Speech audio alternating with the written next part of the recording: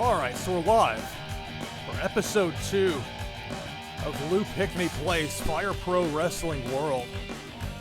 I've had an interesting last, 16, 17, 18 hours. Electricity went out here at my place, just southeast of Nashville, Tennessee, USA. And I was one of, I think, 130,000 plus Nashville Electric Service customers that had power knocked out. And it was out for a good 16 hours. I have like my main cell phone that I use for everyday stuff, and I've got like a slightly older Pixel that I use just for playing like mobile games. I actually use my phone as a telephone. And so I had one that was down very low, the other one was listening to like the latest Wrestling Observer radio show. Finally the sun came up, and I said, okay, great. I was able to, with some sunlight, do a little bit of reading, and then luckily before the temperature got too high, power came back on. So I'm one of the lucky ones to that end. So that's how we start episode number 2. Hopefully the planning I did ahead of time to set this up will make this a little bit better of a process for this, at least this first match.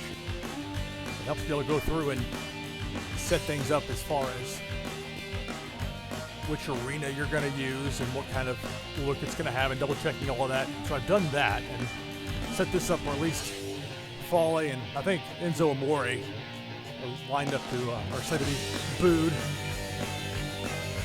One thing I didn't do in the last episode, but I normally like to do with this sort of thing, is to throw in at least one boxer.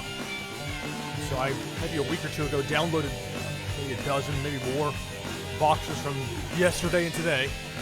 And I said on Joe Louis. You ever heard of Joe Louis Arena in Detroit, Michigan? That's what it's named after. I'll be playing against Flying Brian Pillman with the Cincinnati Bengals style tights he had circa 1991. So for this first one, I'm playing as Pillman. Go up against Yuji Okabayashi, Naomichi Marufuji, Great Muta, Bad Luck Fale, Enzo Amore. Chris Hero is finally free once again from the crushing force of WWE and able to return to his Chris Hero persona, leaving that Cassius Ohno name behind. What an underutilized talent, by the way. He's one of the best strikers, at least before he went back to WWE NXT. It's incredible. Seeing him in person is just, especially for his size, he can really go. So enough of me yapping. Let's get to the start here. Brian Pillman, Yuji Okabayashi, Naomichi Marufuji, Great Muta, Bad Luck Fale, Enzo Amore, Chris Hero, and Joe Louis. At Tokyo Dome, with Liger Hattori, the older version, as our referee, and the Super Mega Baseball 3 theme. Here we go. We'll see how long this takes to load. Oh, much quicker. So yeah, hopefully the sound difference will be an easier experience from a listening standpoint.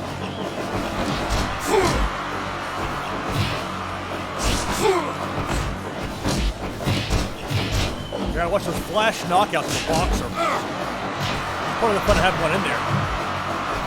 Let's see, Air Pillman. Nobody home.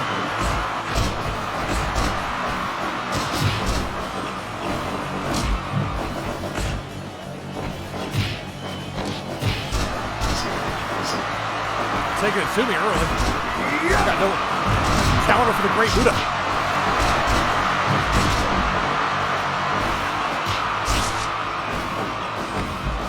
We'll file the floor here for a minute.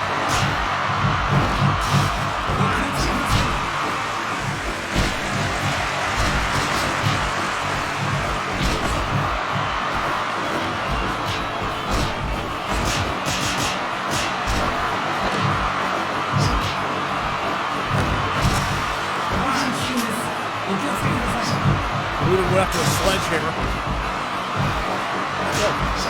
A word to Enzo Amore.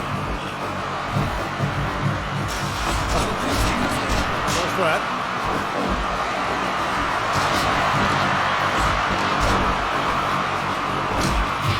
Not having much success with the air of Pillman early.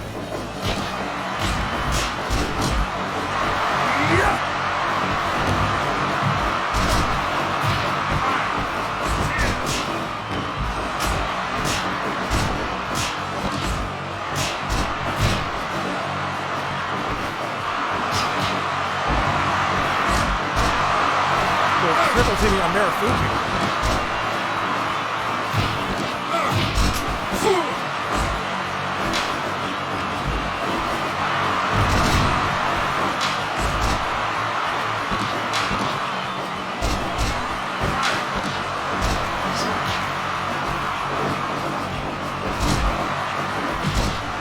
One thing, when you play as one of those speed-type wrestlers like Pillman is. Gosh, Enzo. When you play with those speed guys, it makes the time even more challenging onto that. That's why you eat an apple up there.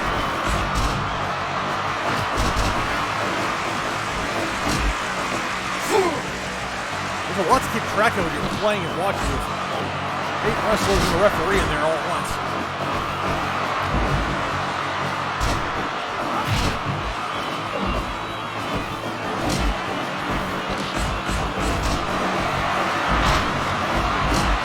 Fale. That might have been a mistake. That's Fale who have a work too with Enzo Amore. Half of Wheels of Destiny. Oh, look at that flip through by Pillman. Take credit for that. Oh, Enzo getting heat.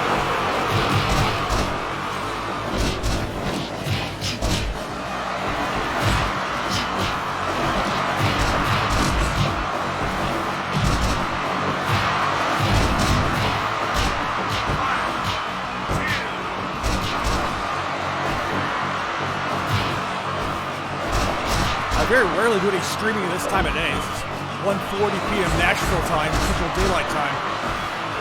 At this particular moment. Remember, electricity for 16 hours is always what you can't have. I wouldn't play another one of these. Power came back on and said, guess what? It's go time.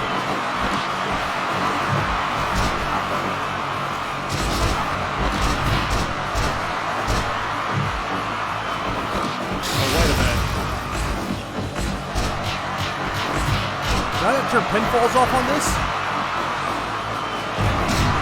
Okay, good. I'm afraid to revert to the settings before like they were before the first episode. Go through and redo everything.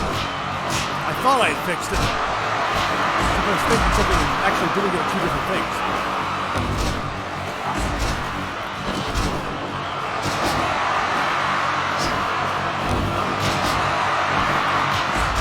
I'm gonna get away from Joe Louis. Testing this out before the stream went live. Just playing this like the first minute or so. 45 seconds in, Joe Louis knocked out Okabayashi with an uppercut.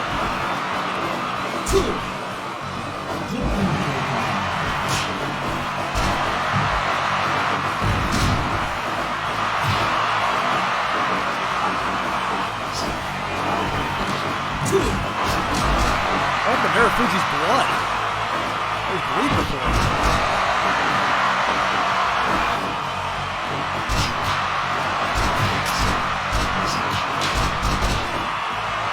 In some ways, it's not realistic for somebody who gets busted open a minute to a match just to be bleeding 30 minutes later.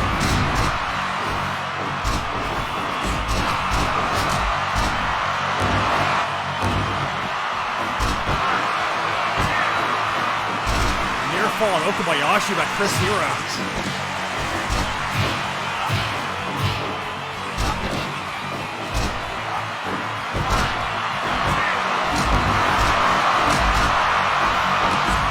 One nice thing with Pillman, and then Air Pillman moved from the apron in this particular mode. Guys don't necessarily see it coming. They're bracing for it.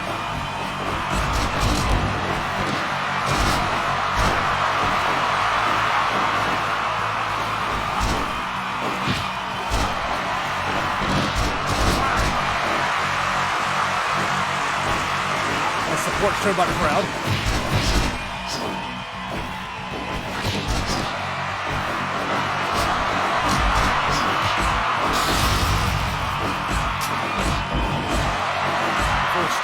Stolen finisher of the match.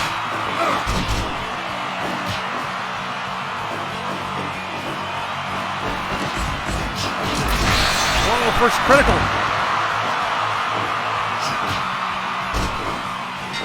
So the knockout artist, Chris Hero. I think this would knock out Fale.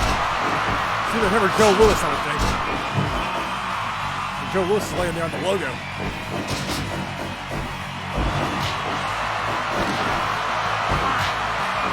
Ah, come on, hero.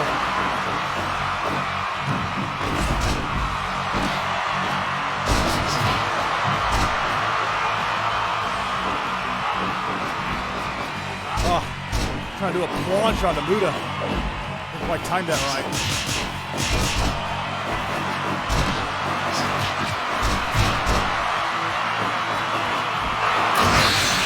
Chris Hero, the knockout artist, gets knocked out. He gets back up. Somebody else get knocked out? Oh, Marufuji got eliminated. One of those weird things where somebody gets the critical, they keep going.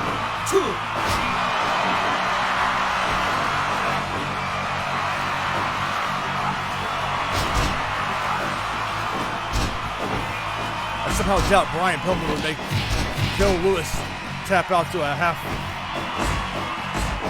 Boston Crab. Hey man, Plank, how's it going?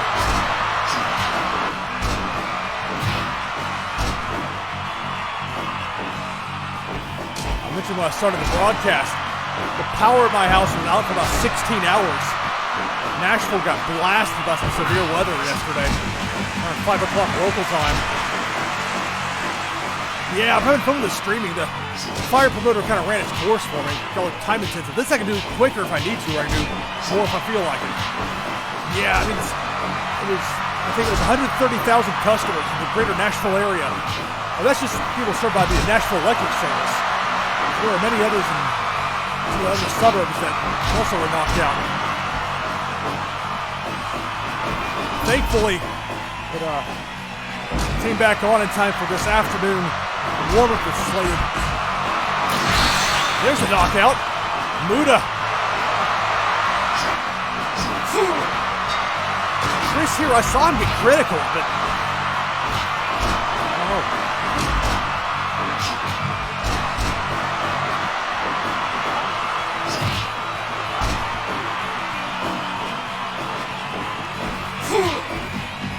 It'll be okay, but stay away from Joe Louis.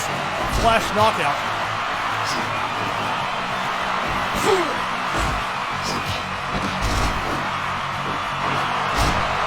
I'll hang it with Enzo at the other three battle it out.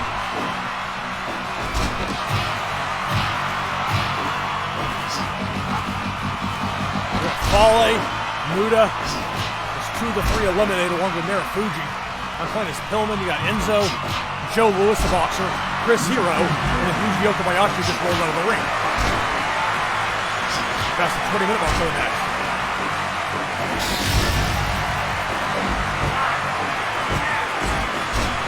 Got to catch Enzo napping.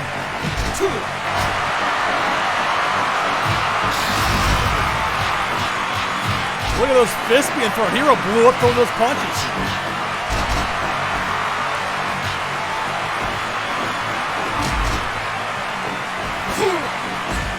Oh, suplexed out of the ring to the floor by Okabayashi. Major risk for me to engage him on a walk-up like that. I paid the price. He falls down as I anticipate going for a flying cross-body press. I hope the audio sounds okay with this. The crowd sound was way too loud in my first episode of this new series. I know it doesn't sound like a CMLL show when the audio is super low in Japanese commentary on New Japan World. Right, a little quiet compared to the game? Okay, let me see what I can do. I'll go hang on the ramp up here for a minute.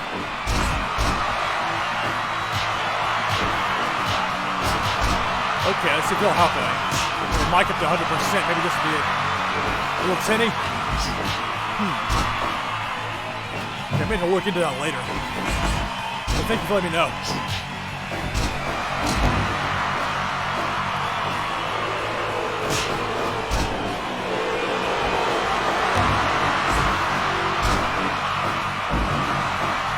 Turn down the desktop audio a little bit, see if that helps. Okay, as long as you can hear me, that's the main thing. I can get the specifics worked out later. I'm not paying attention. Now, Okabayashi roughing me up.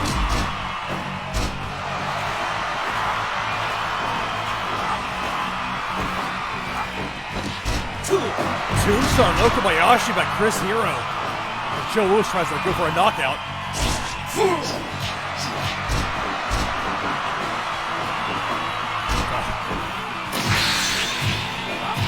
Here's the critical again. I wonder if I change the setting of the critical or something. Normally a critical is you get knocked out and that's it. That's twice now in this match that has happened.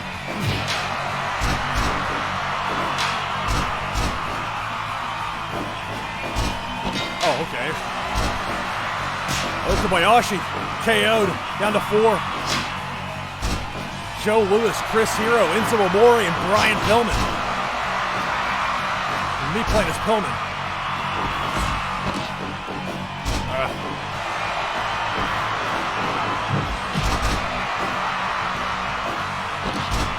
Trying to roll Enzo onto the floor. No luck.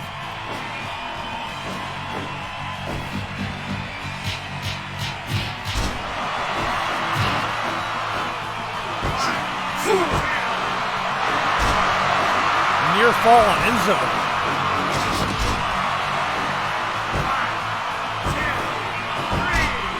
Joe Louis eliminated.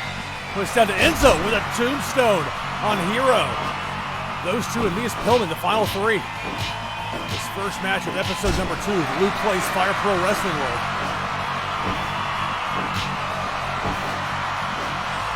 A tombstone. Spinning elbow by the knockout artist. There's me flying in, trying to get a cheap pinfall. I said, get a cheap. Enzo gets some cheap heat. I'm gonna lay out like a stand of Reservoir Dogs.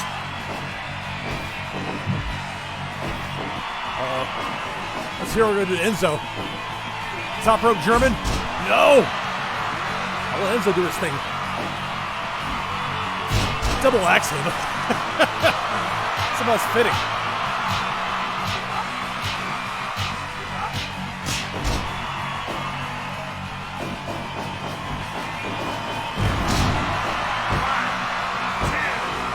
Got him. All right. So I caught Hero off the ropes. Trying to roll him up. Okay. English does not want to roll out of the ring.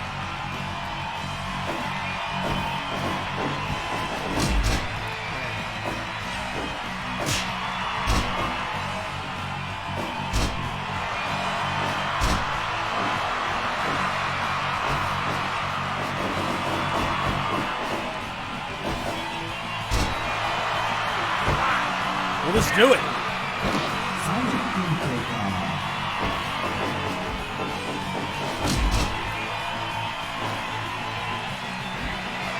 Oh, I wish there was a way to know for sure if I was going for a move aiming at an opponent that's standing versus one that's on the ground.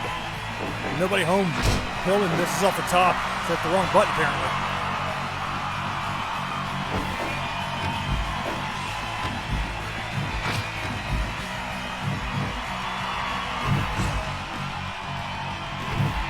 Man, Enzo's taking it to me.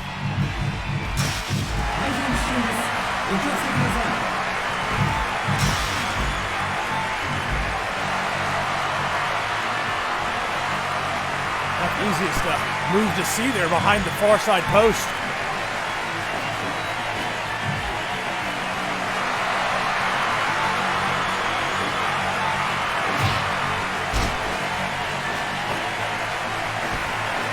Backslide. Got him.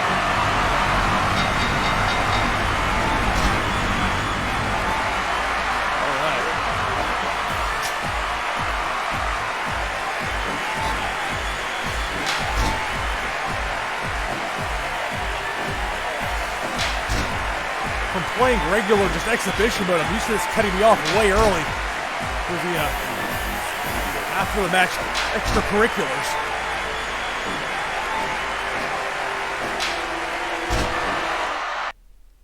And I can just hit the start button whenever I want. That'll do it. So Pillman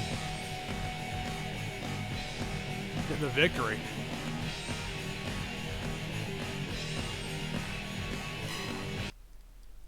Okay. Try something else. Now. also went through before I started the stream and made a few notes as far as some rings and venues that things should look good, as opposed to trying to trial and error in the middle of a live stream, which is a little bit unwieldy. We'll do the next one. I'm not sure of the pronunciation. S-A-K-A-E. Sake Transport. That's what I'm going to use. I didn't use Kenta Kobashi yesterday. I'm not sure that belt's one of those when I first got the game, but 2017. And I was just playing around with the belts, and I gave him one. I think it's like the Tennessee Championship on it. But I never really did do anything with it. That's younger Kobashi, and then older Kobashi there. Although I tend to think of Kobashi in the orange.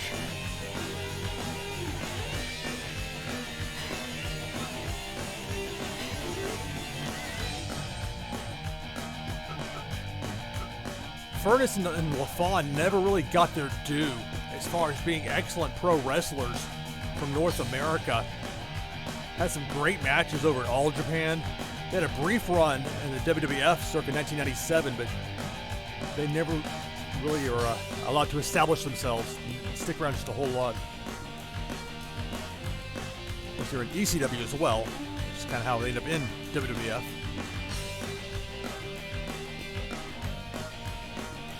So we'll go with Furnas.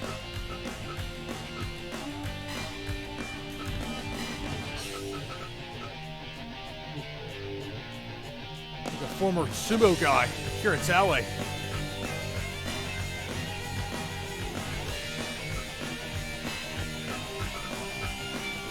If you have any suggestions or wrestlers you'd like me to give a shot, let me know. Even if you don't see it on the screen, I've got a bunch of them. Not everybody, but I got a bunch.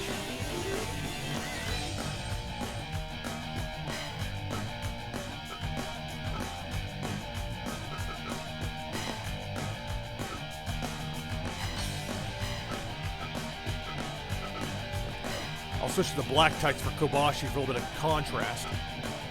Orange and red in there might be a little bit, at a glance, a little tricky.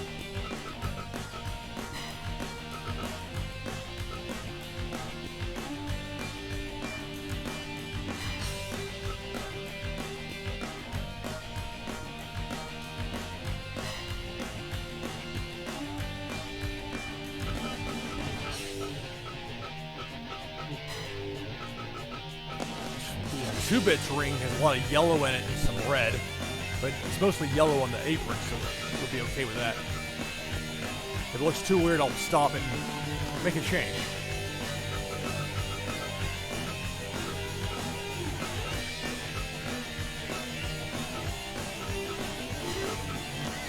Shinya Hashimoto, one of the three musketeers of New Japan in the early 90s.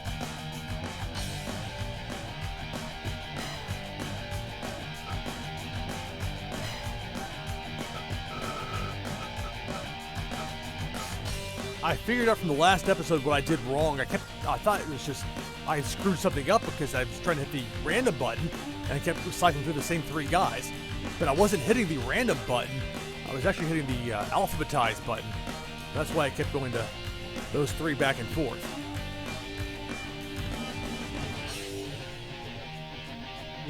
I don't know why I didn't realize it at the time, but I didn't. Takayama.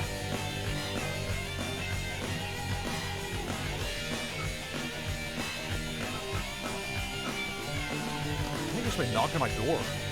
That's one weird thing about streaming in the afternoon. Alright, stand by. I'm going to mute my mic and go see if somebody's knocking.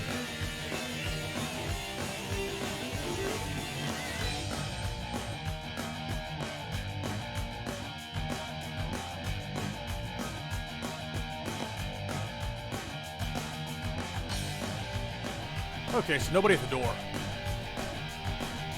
Of course, the whole pandemic thing, I'm a little bit apprehensive about answering the door just to anybody. I mean, you can look out and see who it is, but I don't like door-to-door salespeople as it is to begin with.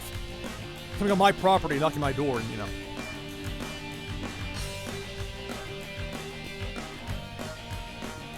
But, you know, it's life, so you deal with it, but they haven't been around much these days, and with reason. Another reason why I got confused in the last episode with the whole alphabetized versus randomized thing was you normally just hit the space bar is like that. And that's what I had my PS4 controller, and I was using the button for the alphabetized instead of randomized.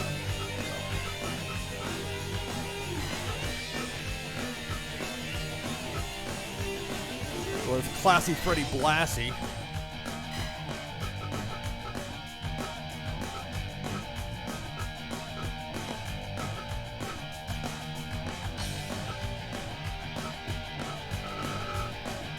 And I made note of this a few times in the last episode, but a lot of these menus and categories aren't necessarily representative of where the guy should be.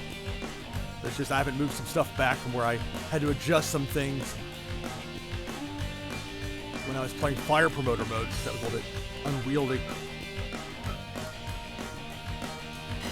I've got two different Owen Harts. That one's fine. This one,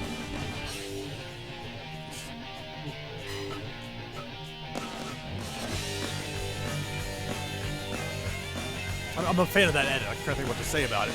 That one's fine. That one's the ones are the all pink, I think.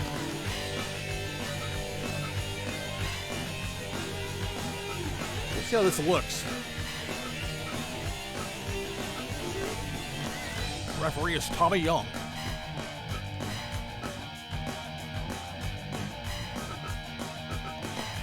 All right, so here we go.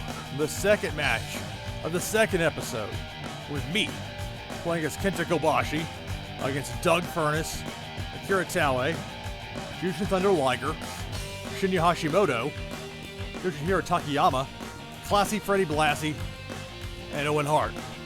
Here we go.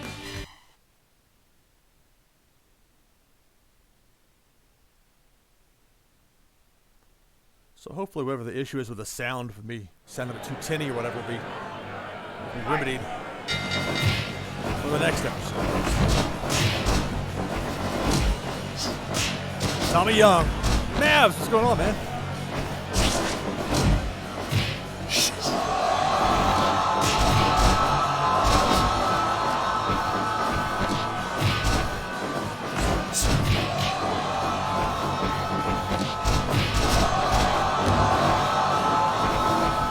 When I play like the early Fire Pro games I had like in the mid-90s, Hashimoto was one of my favorite to use.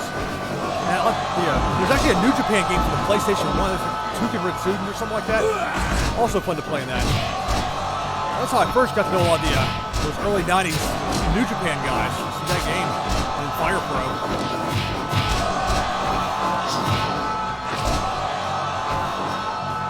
And Tommy Young, go back and watch those mid-late 80s Ric Flair matches.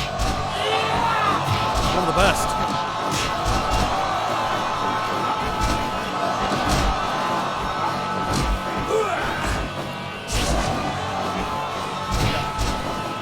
Head on a swivel on a match like this. I'll stop taking a sip and I got Owen Hart sneaking up on me.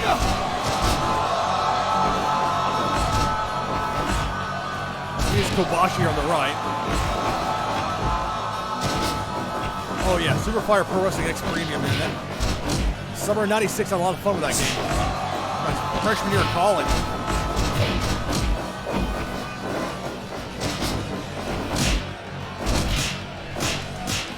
I'm sure if I don't know where that cartridge is I had of that game. That was a long time ago.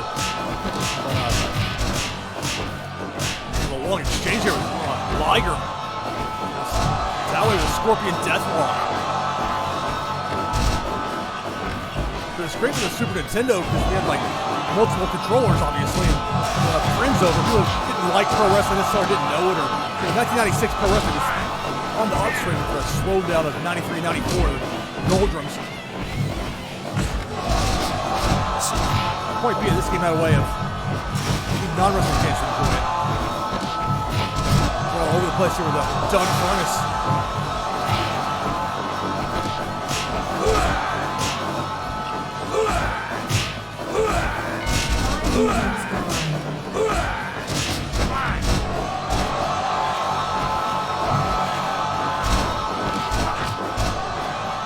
Make a note in the chat here about playing as. I can multitask when it comes to video games. And broadcasting too, for that matter. I kind of get zoned in.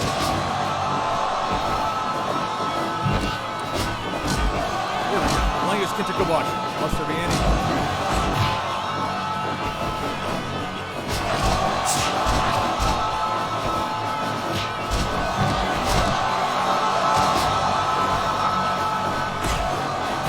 Takayama sneaking up on you from behind like that.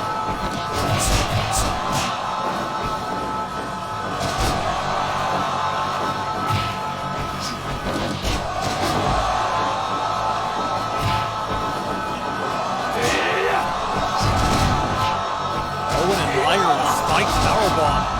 Takayama.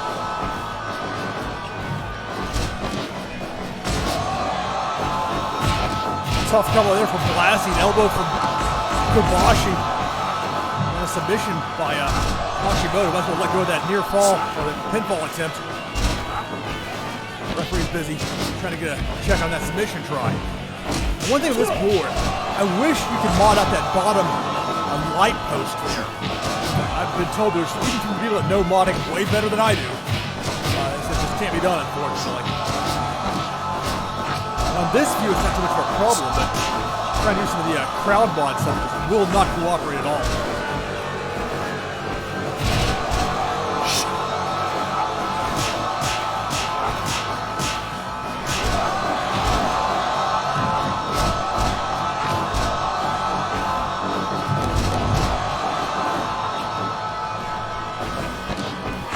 Oh, burning hammer!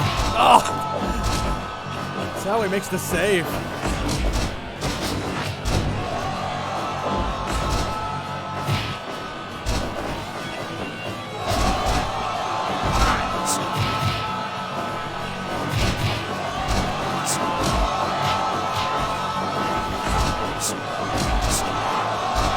That exchange. Send Taue off the ropes, or into the ropes, and collides, gets knocked down.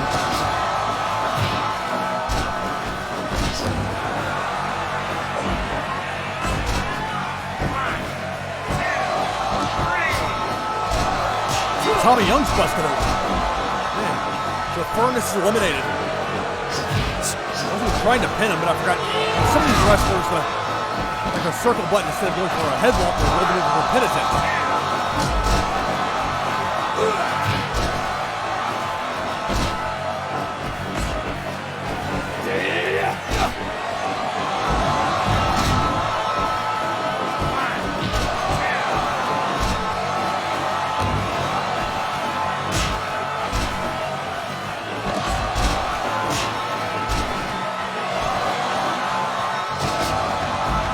Hashimoto, Blassie, join the party.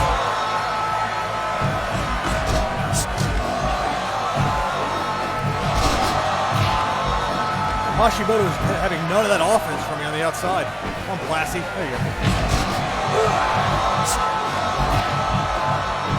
Man, gotta watch those running elbows. Clothesline attempts not connected.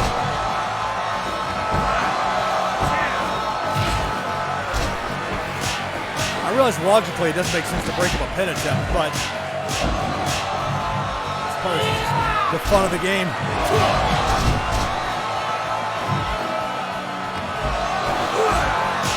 Blassie on the outside getting roughed up by Hashimoto. It's going to be a tough out.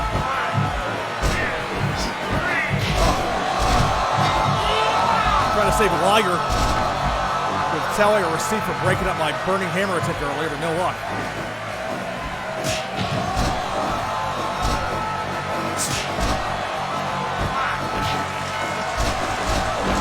Smattering of applause.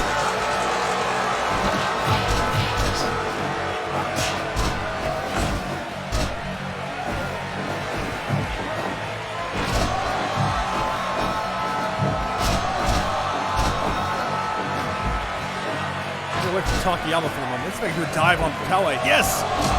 Connected.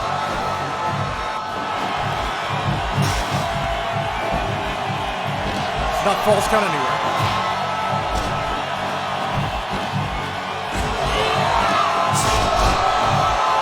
Burning hammer on the floor on Taue. There you go, pal.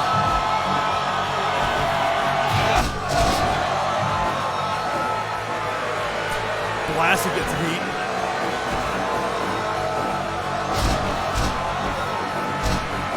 There we go. Let's look at Hashimoto. 2.9, a near fall. What is Blassie doing to Owen there? Got a submission out of him. I'll let Taue just sit there on that sleeper. Anything to help him out. Revive that old All Japan 1990s feud.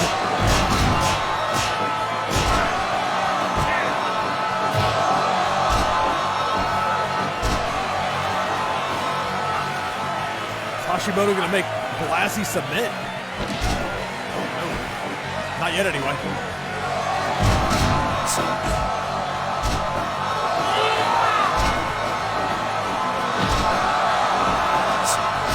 Blassie off that clothesline. There it gets me a 2 count. There's Orange crushes to Hashimoto. Again, 2.9.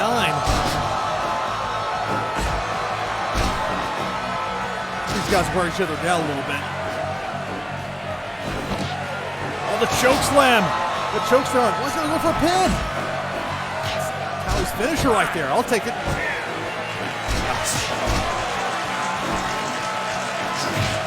Okay, no. I guess just beating Hashimoto with the Orange Crush is not going to happen in this match. There's 2.9 kickouts into this guy, Taue. Ruining the fun. Oh, light tube. This is Big Japan?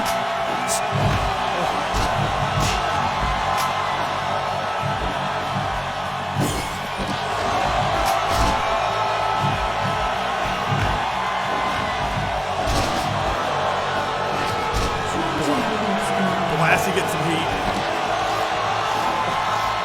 Getting a bite on Takayama.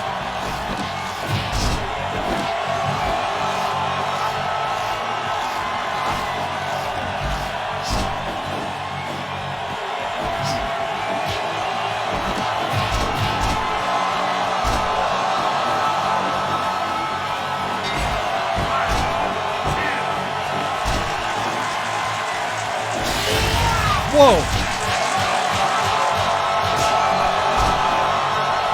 Takayama with Hashimoto, the world's gone fly.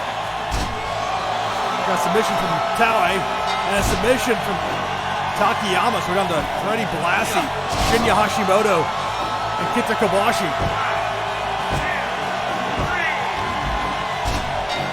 Hashimoto eliminated. Kobashi and Blassie, the final 2. Side headlock.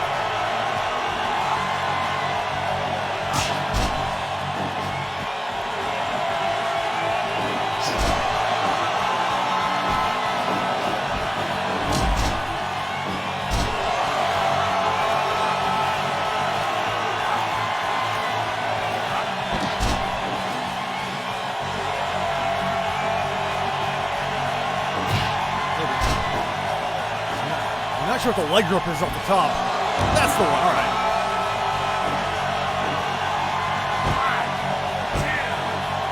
I'll do it.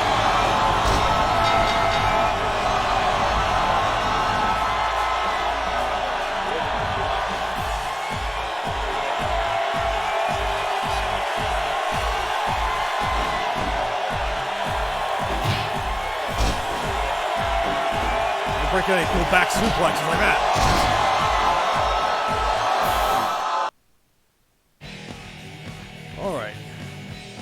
Kenta Kobashi victorious.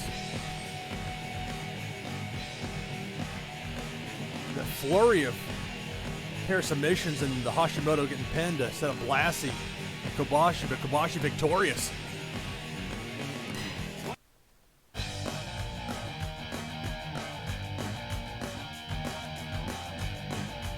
All right. Like I was saying earlier, before this started, went through and set up a few rings and venues so they'll hopefully look proper. Just trying to do that on the fly live on a Twitch stream. Cumbersome and not exactly the most compelling content. This one should be fun. I'm gonna use the the Dippin' Dots Japan one. Takafumi City Gym. And because you can find basically anything on the internet, I was trying to figure out something a little bit different or something fun to try with these newer venues. And what about Dippin' Dots? Think about AEW, not the Dippin' Dots thing. So I found it with Japanese. I guess they have over in Japan with the Japanese writing and everything. And you'll see here in a minute what I'm talking about, I think.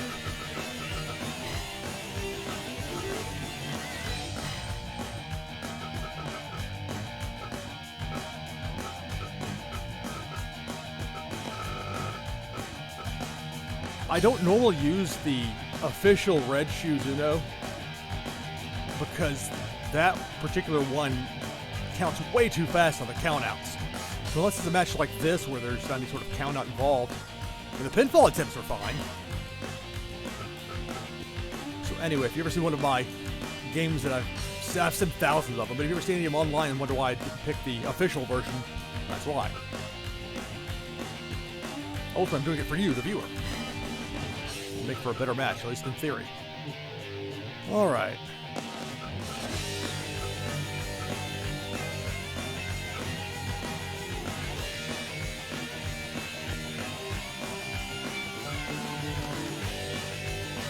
I know Gino Gambino's not in All Japan, but I downloaded it, but I think I put him in the wrong category. This thing's such a pain to set up with the UI being how it is. We were talking on here on the stream last time about Kento Miyahara.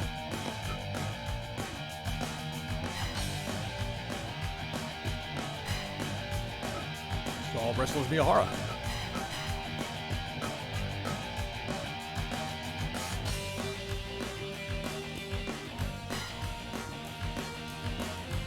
It's funny with Miyahara that All Japan came back for that one show like after the pandemic had started, before they were like, no, you really don't need to have shows with fans in attendance like that. And it was just enough time for Suwama to take the Triple Crown away from Miyahara. I'm talking about real life here, not the video game.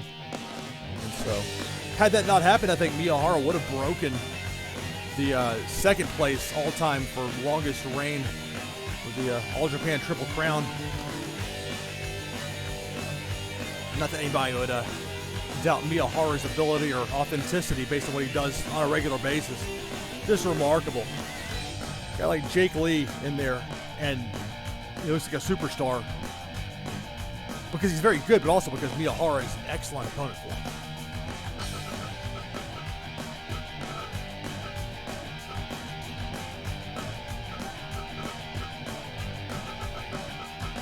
A better version of Ishii down here has his actual face on it.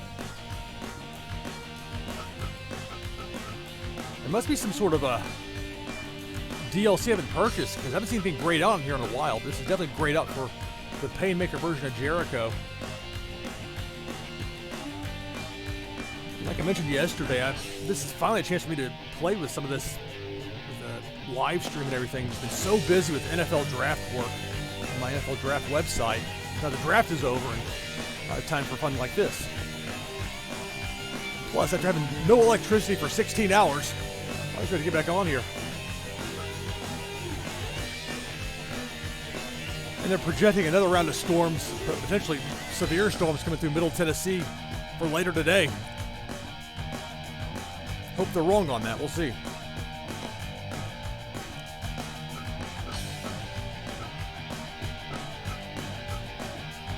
Had a show in there yesterday. I'll say yo for another one.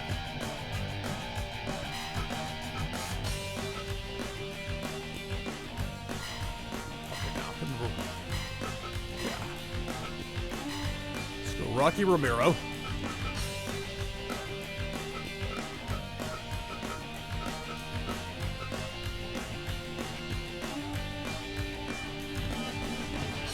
I try not to repeat the same guys too often.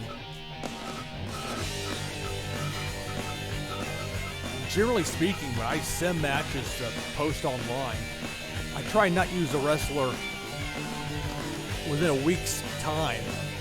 Again, for something that I'm simming to put online. mean, awful I can see her play as Masala or Kobashi or Kawada all night, be happy with it, but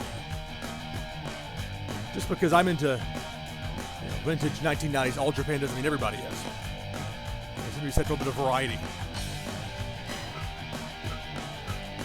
I wish that version of this particular edit I like, but instead of having like the, not sure what that's supposed to be, on the front there, kind of this singlet from the University of Oklahoma University, OU, excuse me.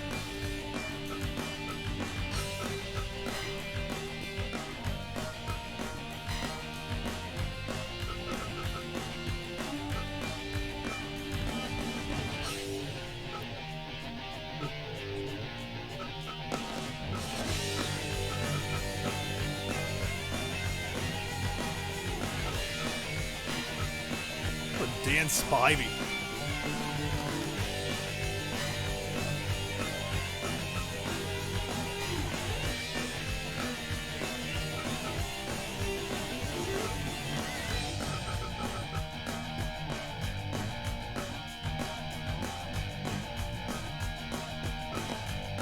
Wardlow.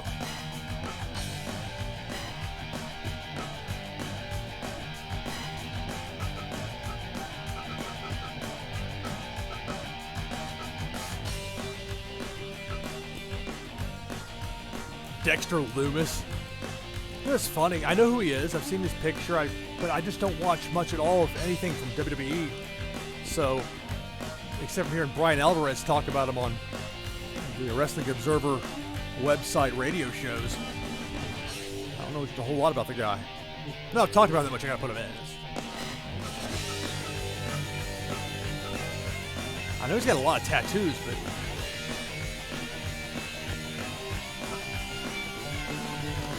I really don't know what to say on that. Let's go with this.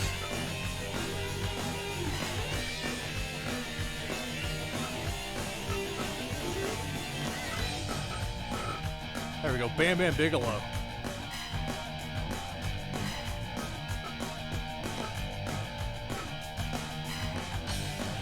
Sometimes I'll team up Bigelow with Yoshihiro Tajiri. Not necessarily something that would be instinctive on any level, except they both wrestled in ECW and elsewhere, obviously. But the Flames, they kind of fit together well. If you want to go for like a big guy, little guy tag team against another similar opponent, it makes for a decent combination. So one more spot to fill.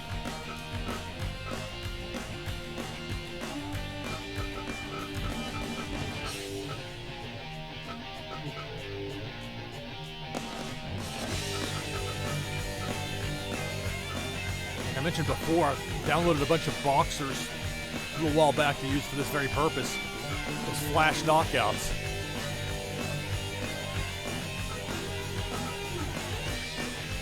Buster Douglas.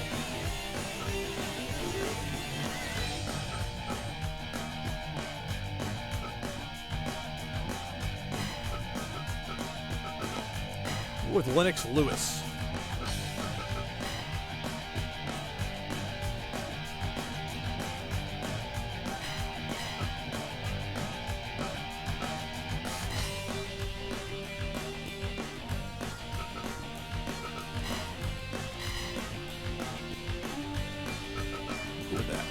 Okay, so I'm playing as Kenta Miyahara.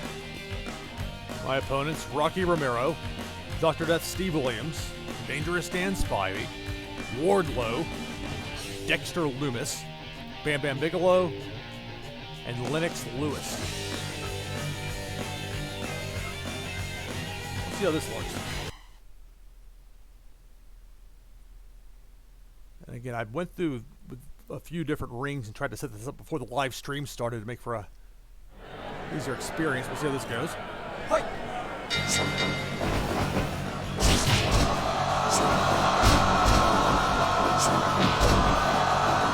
like that logo in the middle of Dippin' Dots. I found that somewhere online with a Japanese writing above it. And I found the amusing image with the Dippin' Dots being poured out into a bowl. So that was the corner match. I noticed Chad and I'm playing as Kento Miyahara.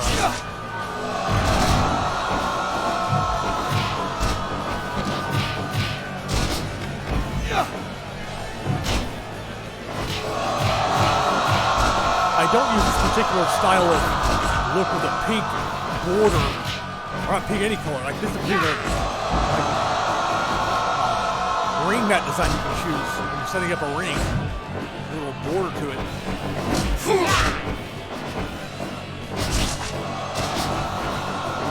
They're way too jumping up there in that corner.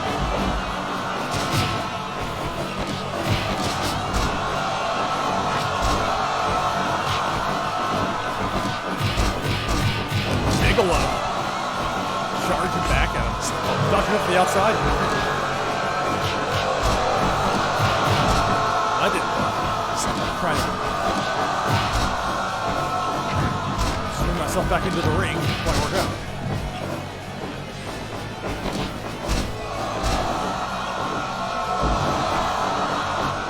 Oh, did not want to lock up with Bigelow there on the apron.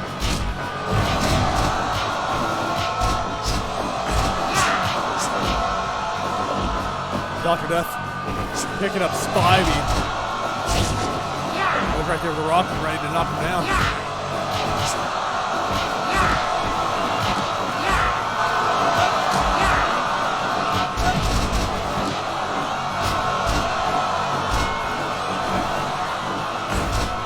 haven't played with this particular Miyahara creator wrestler edit all that much, so some of these moves, I know the moves, but not sure the button correlations necessarily.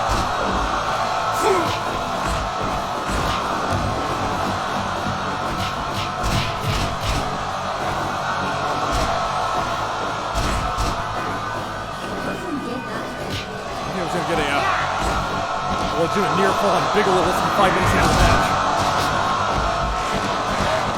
Go! Trying to launch it. Oh no! There's Dr. Death quickly.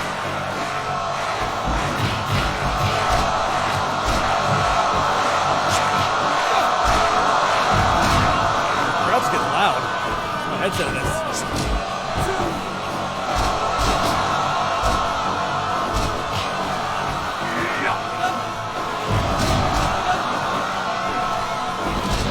Ridiculous using a MMA arm breaker style move that I got his boxing gloves on.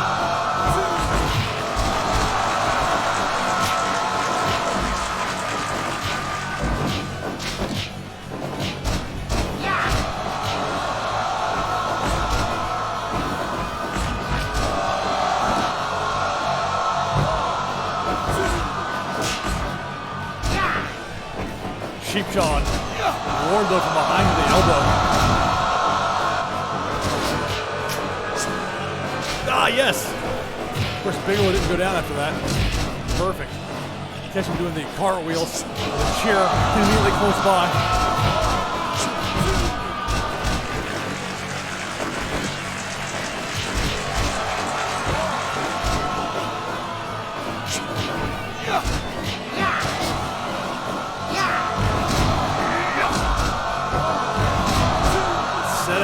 Driver on Romero by Bam Bam Bigelow. Trying to catch these guys off the ropes with a critical. Lennox Lewis knocked out Wardlow.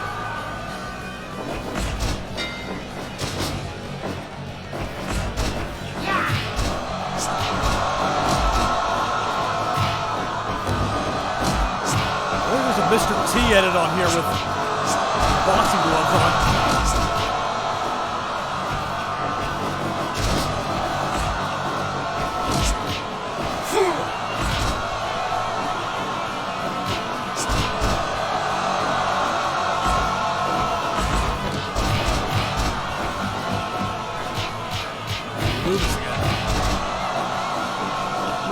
Those are tattoos there. It's like a lot of ink.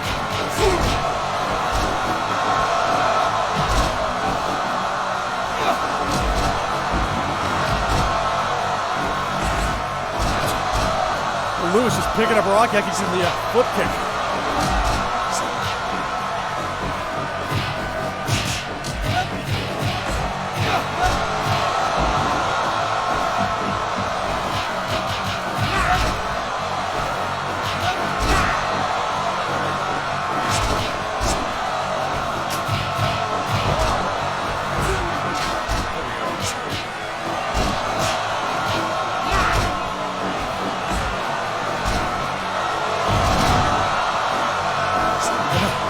start posing but get knocked out. Not careful.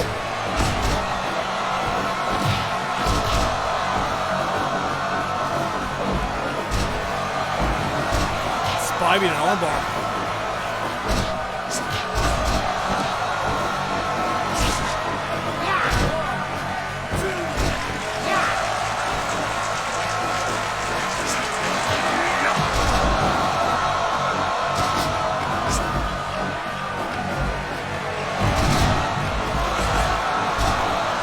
Completely looking at Dippin' Dots in the apron there.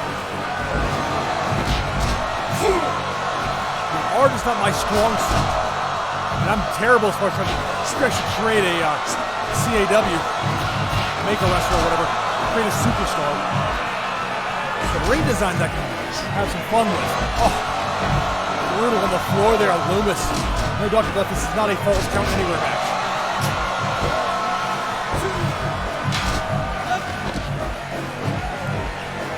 Poor Wardlow just laying there.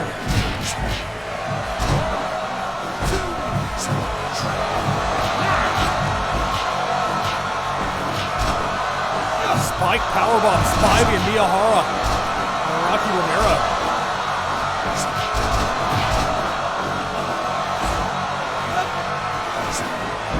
Lennox, Lewis, Bam Bam Bigelow, Dr. Death, Lumis, and Mia's Kento Miyahara. Armbreaker. Rocky. Spivey. Lumis runs through the corner. It's one of the little quirks of this game. If you send somebody off the ropes like that, or the computer does especially, they can happen to a computer player as well. And they're too close to the corner, just bounce off the corner turnbuckle.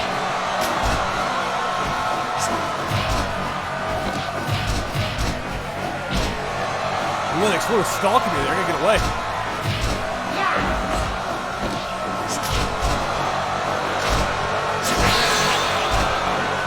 Dr. Death knocked out.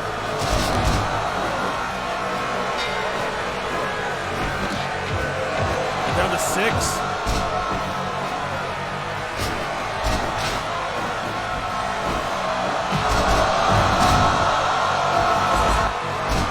Back elbows. I underestimated Bigelow's speed off the rope, so I was trying to catch him with a chair. Did not work out.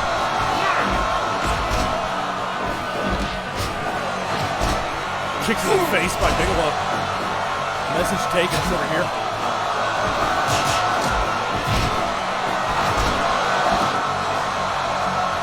Which pin is this? I guess it wasn't mine. It's a rarity to have two near simultaneous pin attempts like that. That close together, more or less. There we go. There's the arm breaker. Sorry, Rocky. Be a true heel and just leave that on there. Oh, he starts to lose feeling in his right arm. Sorry, pal.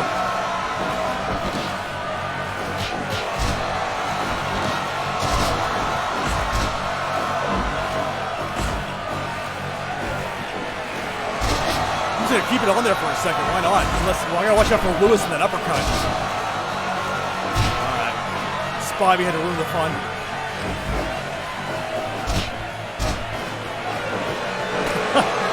Bigelow getting heat with the cartwheel.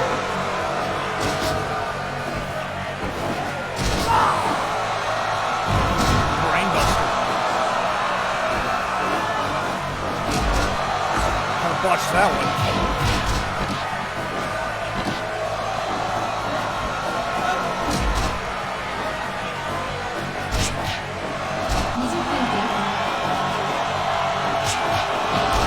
That's the 20-minute mark.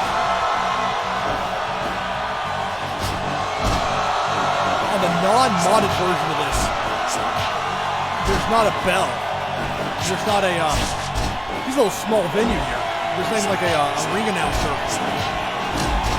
So I've got it modded to have it because it sounds better that way. That's my opinion. That's Miyahara fighting with Bigelow. Lennox Lewis off the ropes. Back elbow by Lumis and Dan Spivey. There's 5 remaining. Spivey unceremoniously tossed to the outside. Lumis gives chase. So what?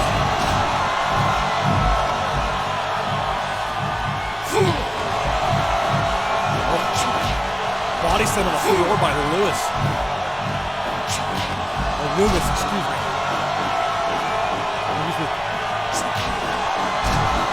Lennox goes in there. That's what I was trying to do with Pillman before.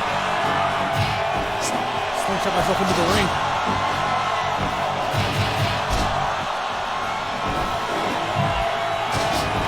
Oh, Bigelow's getting stuck in the corner. Lumis on the outside. Dexter, Lumis, and Dan Spivey. Man, I get away from Bigelow. Submission. Dan Spivey gives it up. Down to 4. Bigelow, Lennox, Lumis, Dexter, Lumis. Don't cut your bury, the stolen finisher. And a punch, a straight punch to the face of Lumis by Bigelow. No boxing gloves included though. 4-way slam by Lumis. For an arm breaker on Lennox Lewis.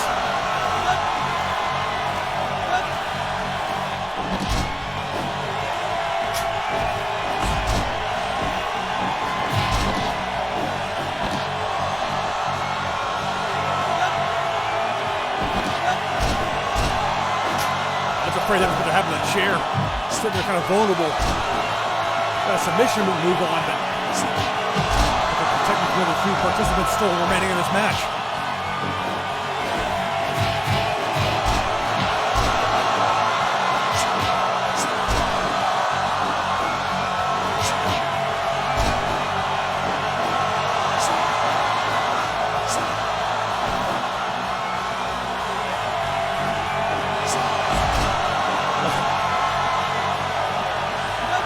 Like we planned it that way.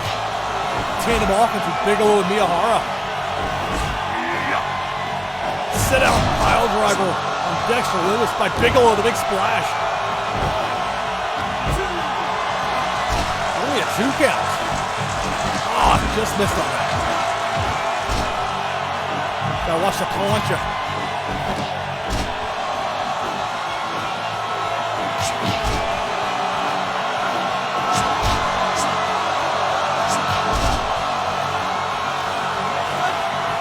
Breaker. I gotta watch out for Lennox Lewis. He's got Bigelow in his sights. I'm being vulnerable with the boxer still around.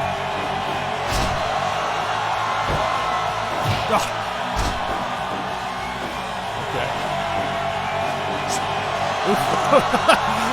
Man, Lennox Lewis.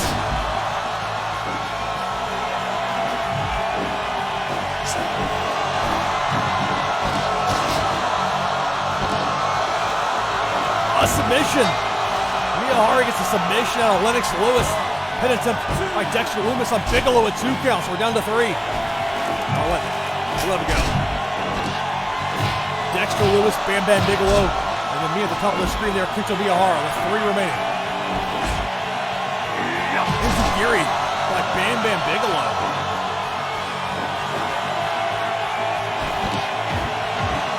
It's headbutts. Hang it over here with the red shoes. That didn't work for either of us.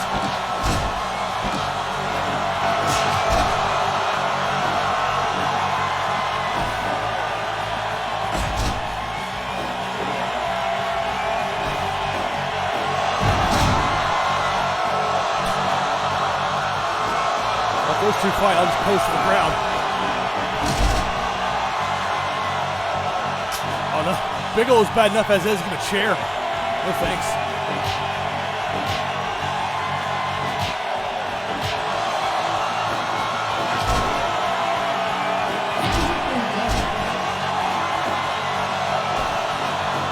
Small package.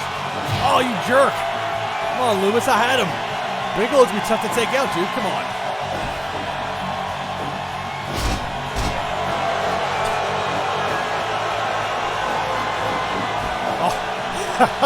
Bigelow was ready to get me the back body drop.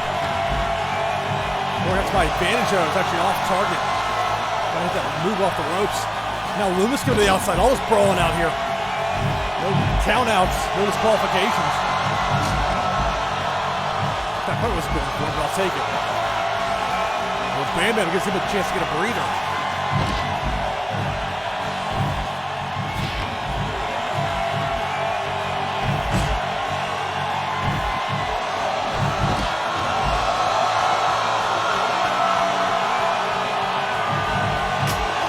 Whoa. All right.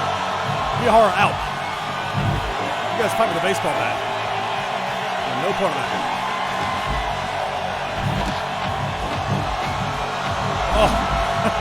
I think I hit one of them there with the tope suicida.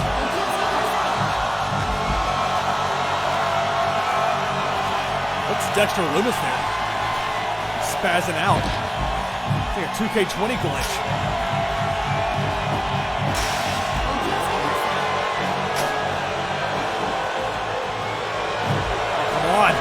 And my timing was off of those weapons. Bigelow in there gloating was a perfect opportunity. Alas.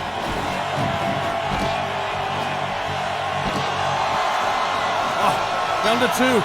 Miyahara and Bam Bam Bigelow.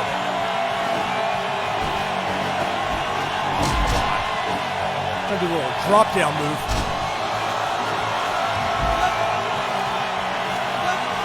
No rope breaks.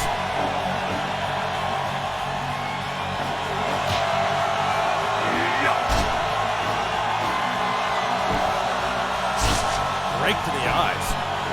Pain.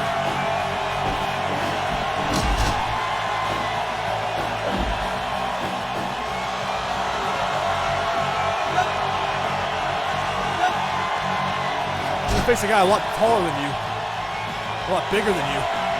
Going after the legs, the knees in particular, not a bad idea. Although your best idea is to avoid a fight like that if you can. I'm going to tell that to Kento Miyahara.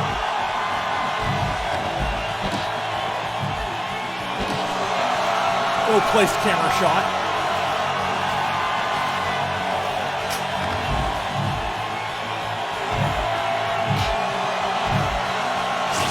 Bigelow.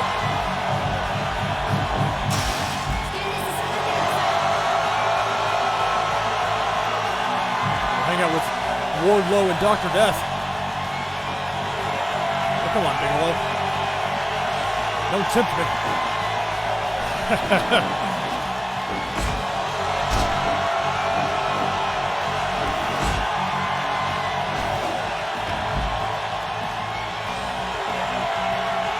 Connect on launch of this. Oh, no!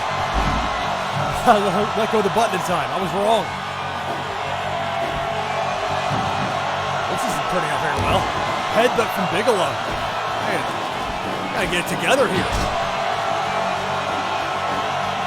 Gotta break up the momentum.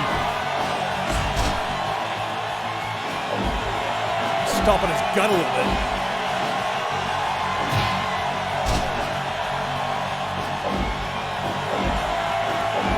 Boots to him. He blocked that kick. Man.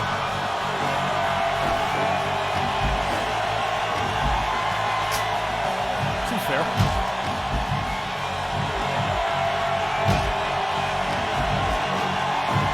Bigelow just gets right back up. Man.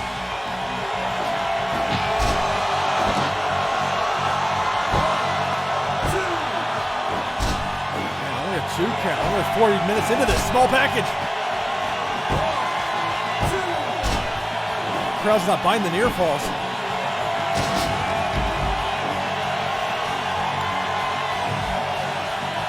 Oh! Oh no. I've forgotten those elimination matches. A little tricky at the top rope when somebody's outside, you're wanting to target them.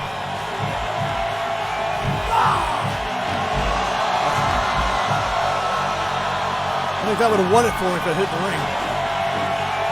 That slow bridging German suplex, the Miyahara specialty. Northern Lights on Bigelow?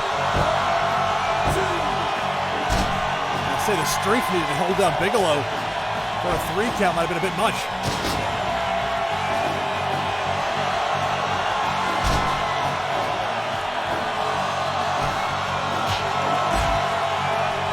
"40 minutes into a strike exchange.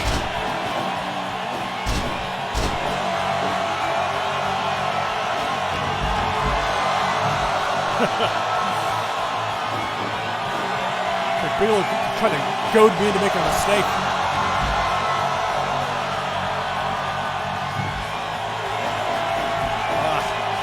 Then I botched the plancha. The button too late.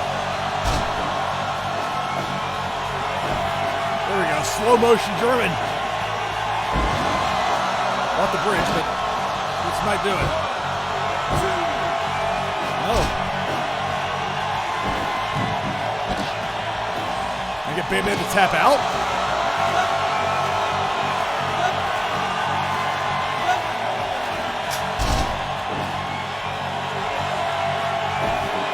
Send Bam Bam to the outside. There we go, finally. So play to the outside. I love the crowd warnings. Those little touches adds authenticity in this game.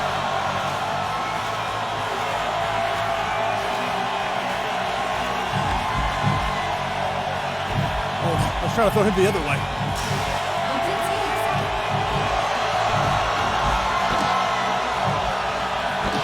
Cross arm breaker on the floor on Bigelow.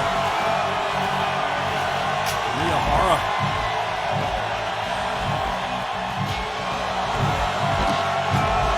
Standing Rana and Bigelow. We'll try to pick up the bat. Try to pick up the ring.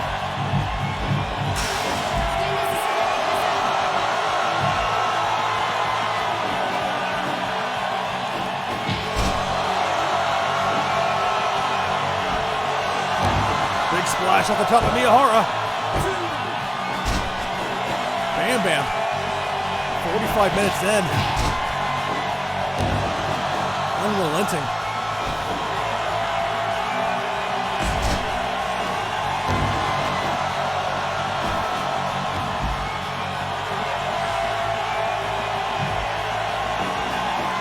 Again.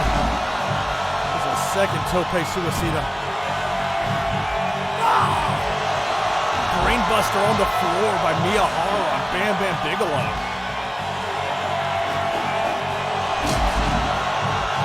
My aim was a bit off on that, but close enough to connect.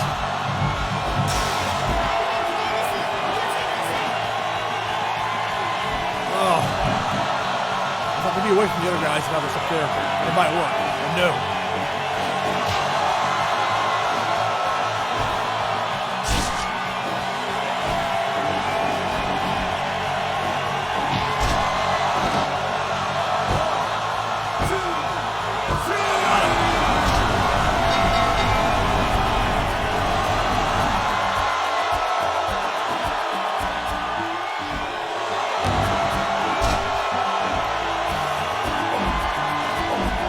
Stump over everything. I love that wrestling, the fight after the end of the match with the bell ring over and over again.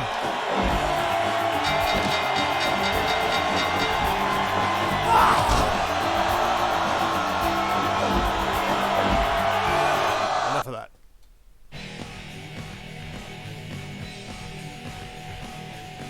Well, let's take out Bigelow.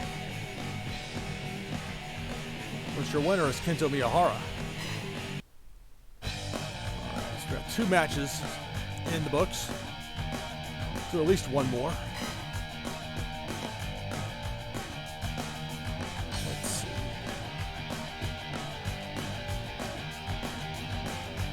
With Arena Mexico, with the Ace Purple theme. Ace Purple is a mascot of my college alma mater, the University of Evansville.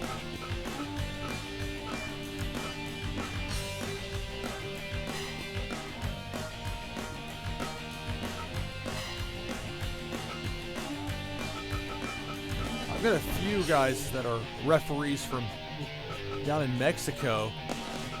Noriega's going to be counts a bit fast for my liking. Really all of them do. You've got El Tarantes.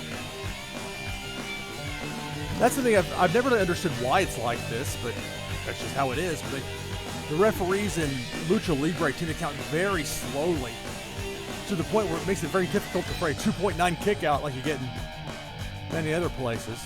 I mean, it can be done, it's just, I think, more challenging.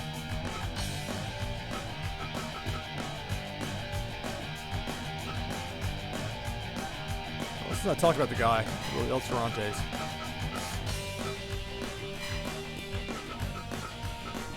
And I realize some of these guys will be in the wrong categories here, so you know that I know.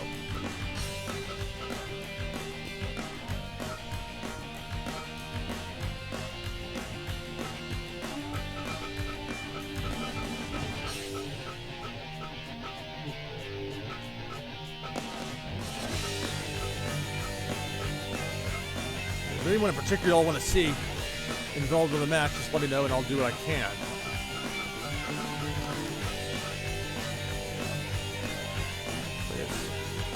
I'm not sure if you pronounce it Cranio or Cranio. I think the last observer described him as a chiropractor. Like, legitimately. Not his gimmick, but like his, I suppose, other gig.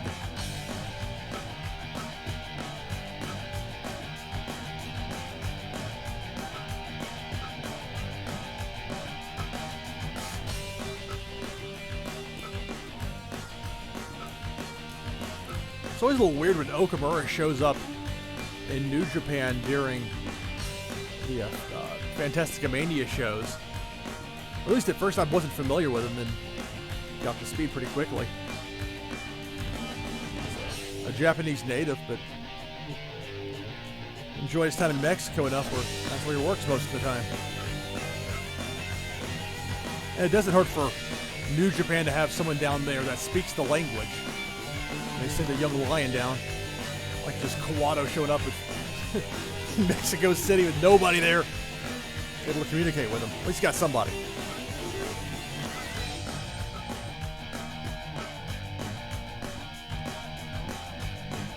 It's a little sloppy with some of these guys because I don't know the move set necessarily. Soberano Jr. is a great wrestler, but like what button matches to what move, I don't necessarily know. And that tends to be the most tricky in this game when it comes to the Lucha Libre guys, the luchadors.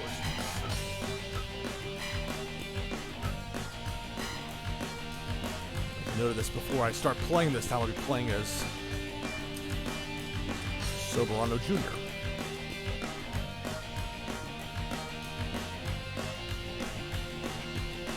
I'll wait to hit the ascend button on that until I actually start the match. I'm not going to have, it's not a double Soberano Jr. match.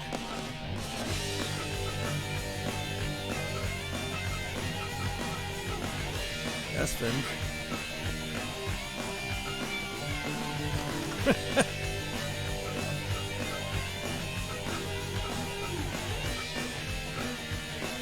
Look at that first one, the mask with the three-dimensional, the wings coming out of the front.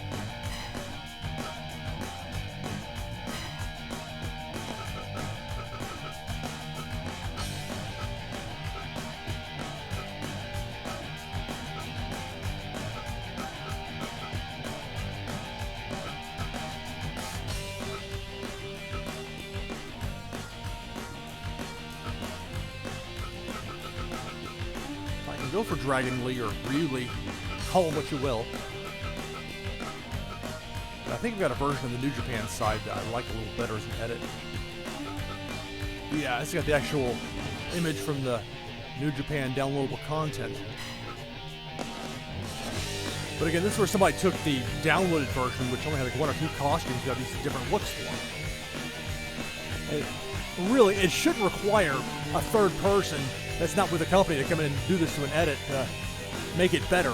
You know, that's something that the programmer should do themselves. With that said, I love this game, so when I complain about it, please remember it's in the grand scheme of things, the small comparison of just loving this game. It just when I know it can be better and it's not, it frustrates me a little bit. But you know what? Such is life.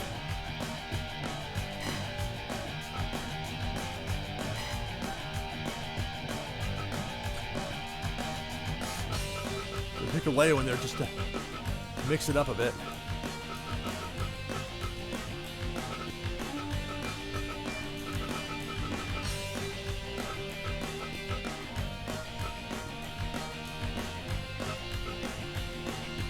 LA Park.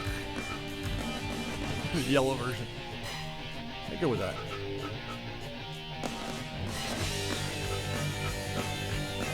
Love Machine Art Bar.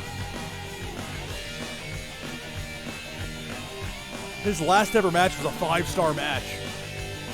Only the person who can claim that is Katsuyori Shibata. mean, Shibata may come back someday, so who knows? But obviously, for Hart Bar, he's passed away.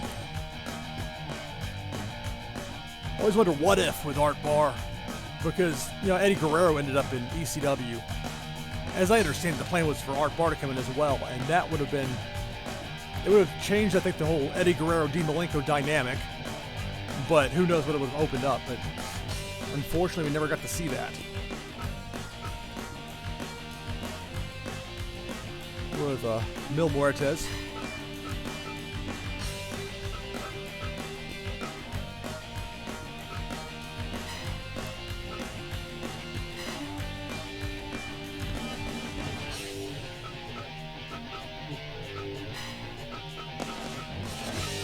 One of the great things about Fire Pro, really any wrestling video game where you can create your own characters, setting up those real life matches that politically can almost never happen.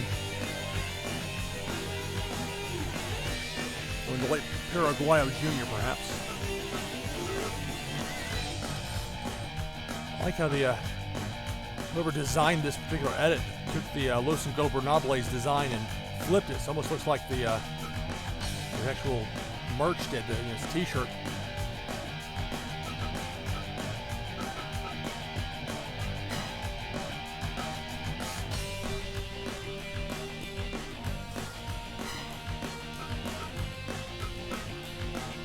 With vintage Conan.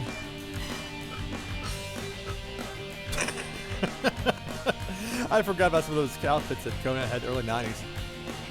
Hey, it's all respect to Conan. That guy's hilarious. Never heard him on a podcast.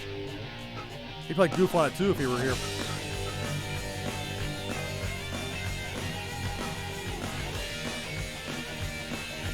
I always find it a little weird that some of the edits that have the, looks like it's almost like tassels on his upper thighs. I know it's not necessarily the look they're going for, but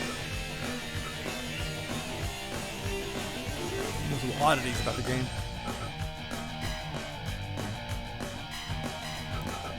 Sorry, Conan, we're going with the more colorful look. But Conan, I mean, say what you will about that outfit design. He was at his peak down in Mexico. He drew some huge gates. Massive star.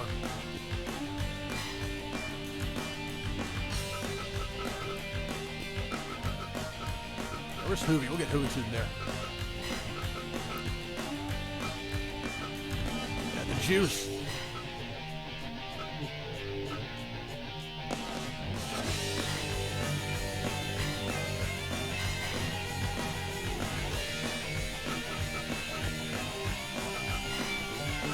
Nothing should have changed here, but I double-checked nonetheless. All right, so here we go. I'll be playing the hell stuff with the 1P on. If I could play. I'm playing your Soberano Jr. against Esfinge. And I'm saying that wrong for Esfinge. Please let me know. And some of these I know and some I don't. Dragon Lee. L.A. Park. Mil Muertes. Paraguayo Jr. Conan. And Juventud Guerrera. Those are your 8. So the third match of the second episode of Luke Plays Fire Pro. Here we go.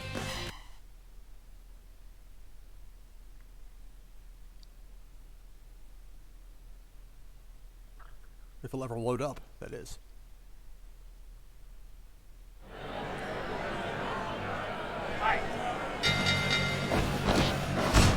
Ace Purple is the mascot, I mentioned before, of my college alma mater, University of Evansville.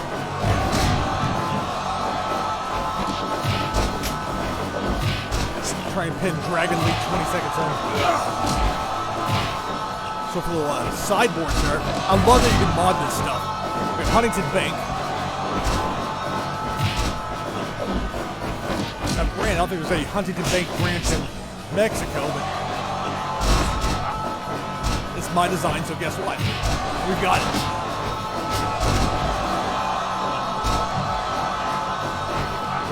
I'm just going to throw LA Park at me.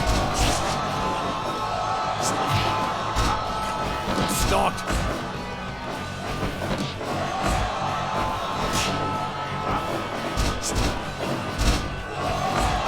The only sense he knows Soberano's moveset here, so it's trial and error.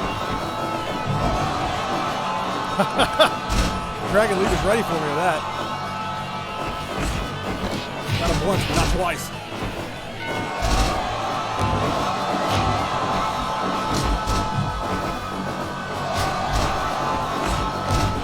Oh, superplex. Let's see if I can pull this off. Nope.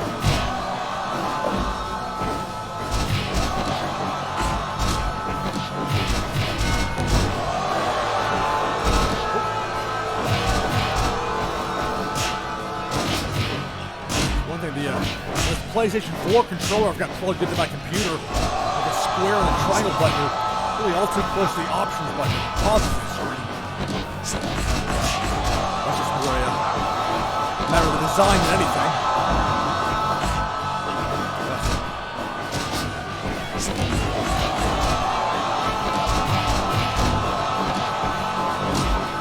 A lot of traffic to navigate there at the running basement drop kick on Hoovy.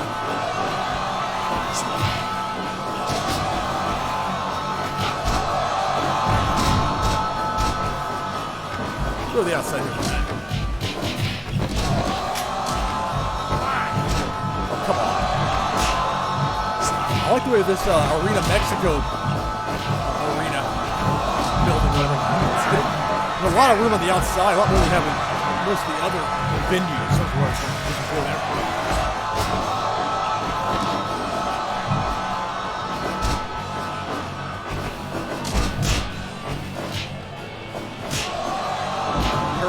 Jr. and Soberano Jr.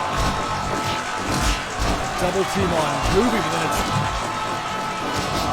a near fall attempt on me.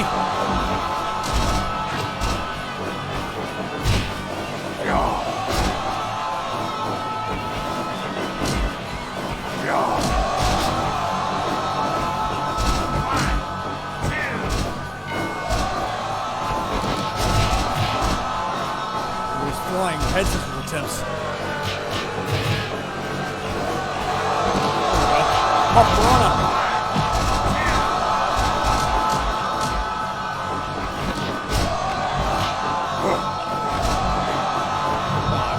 I didn't have to hit the circle button. The legs of my opponent face up. That's actually much good for a pin. Actually, I own that website, acepurple.com. Now, I've told the University of Evansville I'm going to grad from there. Well, if you guys want, I'll give it to you.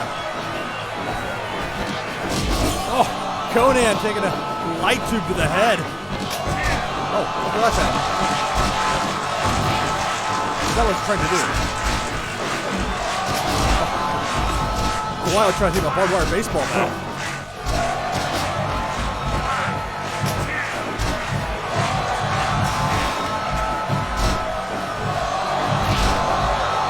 Hit the circle button.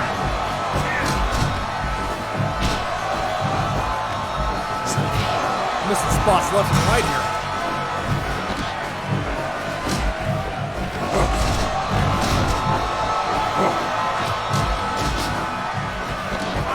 Interesting framing on this shot. Look at the glide on the floor. Other six in the ring.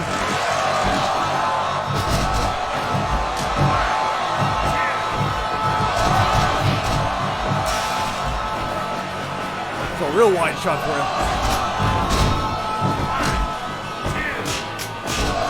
Near fall at 2.9. Soberano Jr. and Conan. Some fast exchanges.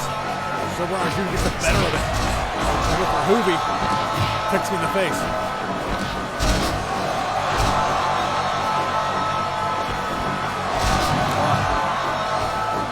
Again, that's what happens when you don't know if it's a move aimed at an opponent standing or laying down. Critical! Conan got critical. Conan the first eliminated. Past the 10-minute mark.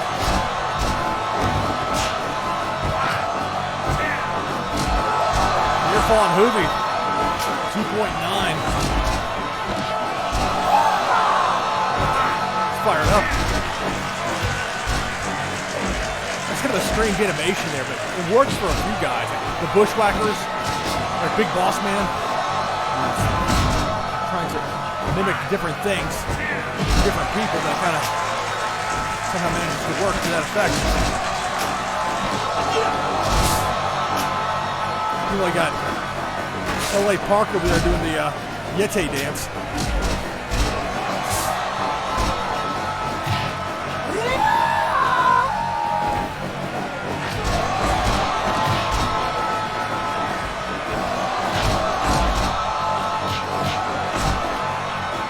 Kind of a jumbled mess in there.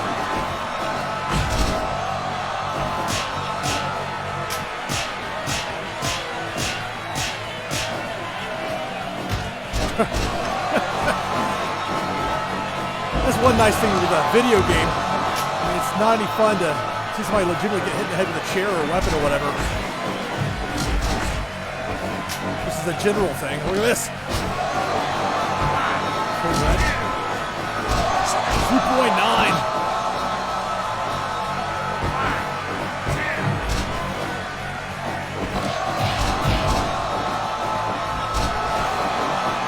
Now use the circle button.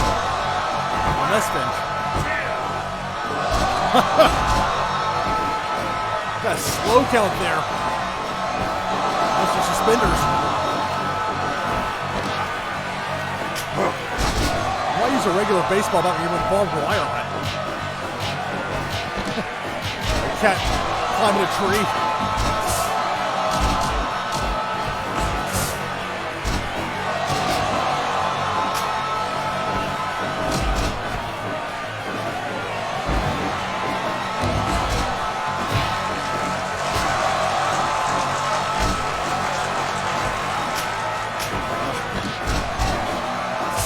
Baseball bat versus barbed wire baseball bat. Where Dragon Lee stuck in the middle.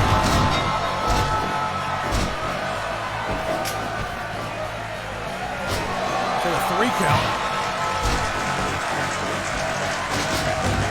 I guess Hoovy is eliminated.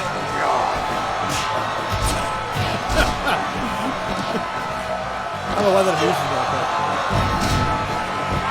Dragon Lee with a cover. And pinfall. LA Park eliminated. Down to 5.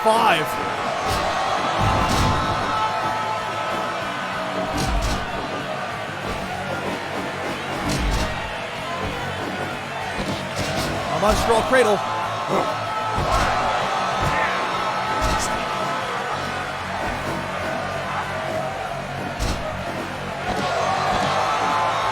Well, the Phoenix Plex. It's kind of weird for me to see Dragon Lee do that, because I saw him legitimately break Hiromu's neck at the Cow Palace 2 years ago with that move. Accident, of course. So Guayo out.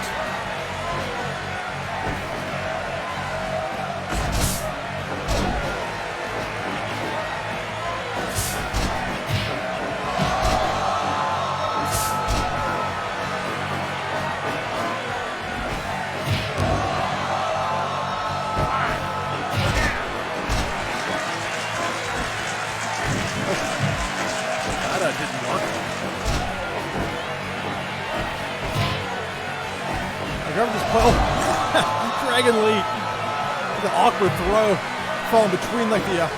Oh, look at that! Tope con hilo.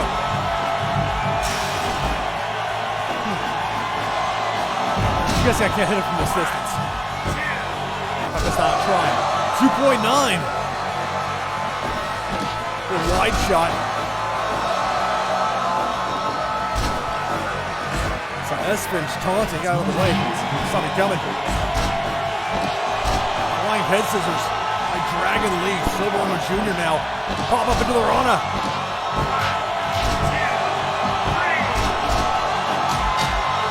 Dragon Lee eliminated by me. Silver Armor Jr. S-Finch. I should write down the name for this other luchador here. I'm sure it'll come to me in a second.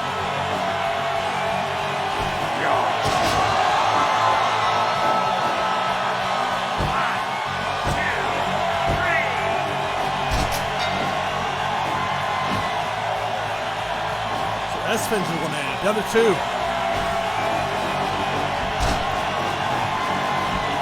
There we go. That's more like it.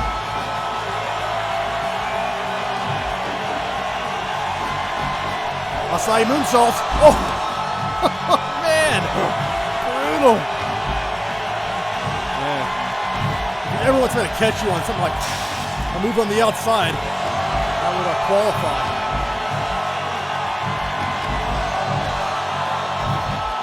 Oh, man. Military press on the floor. Almost like the PlayStation 2 era WWE video games.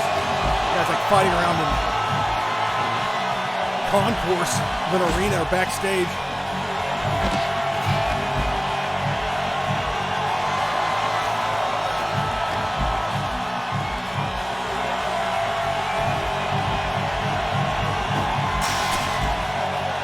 Running face first into the ad for my alma mater.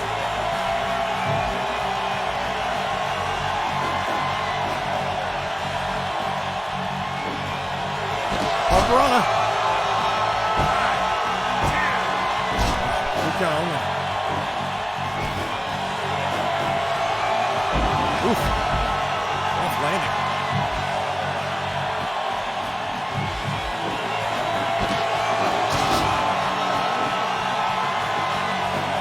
Come on. Probably for the best. I think we've gotten up before I would have made contact, even if I timed it properly. Poison Rana. Well, let's do it for Soberano Jr.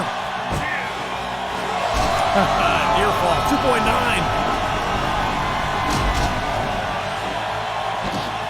Nice ball cradle. Hey, I win.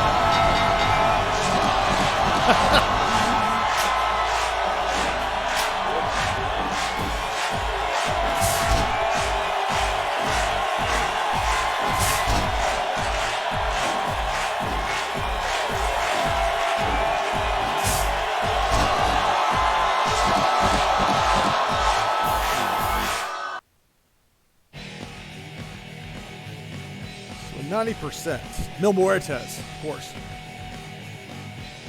Let's see, La Baja Straw Cradle. Your winner, Soberano Jr. Okay, time for one more. Let's see, I have a little list over here that you won't be able to see on your screen, but I have here. Oh, let's see. We'll do an AEW themed one. How about that?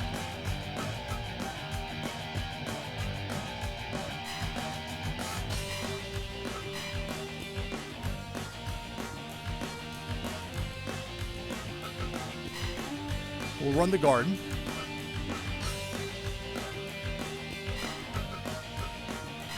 All right, so AEW. For whatever reason, I guess there's some sort of new downloadable content I don't have yet. Can't use that Jericho.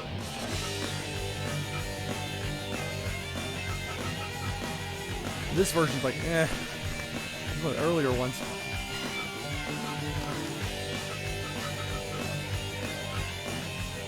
It's Jericho. He's always reinventing himself. That's plausibility that it's actually a new look for him or something.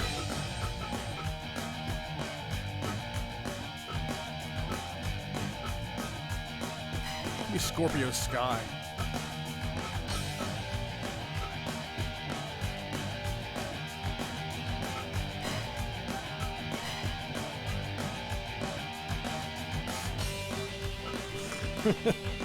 Yeah, the Orange Cassidy design, whoever made this particular one, did a good job. It's kind of tricky to encapsulate Orange Cassidy within a creator wrestler. Bit of a challenge, I'm sure. I'm just trying to explain the concept of Orange Cassidy to somebody that's never seen it before. And it's one of those things that you really do just have to see for yourself. I don't know if I'm seeing the AEW show in person that came to Nashville back in November. That place popped for him huge. He had a cameo in that long brawl between Pentagon Jr. and Phoenix against the Young Bucks. Huge crowd pop, and they came out for a match tape for AEW Dark, and again, a huge crowd pop. And that's despite him already having been shown before. It wasn't like the first time of the night pop either. Dude got over, and somehow that character works. You try to pitch me on the idea, I think, oh, come on. That shelf life would be very limited. guy, Mox. It has been so great to see Moxley thrive post WWE.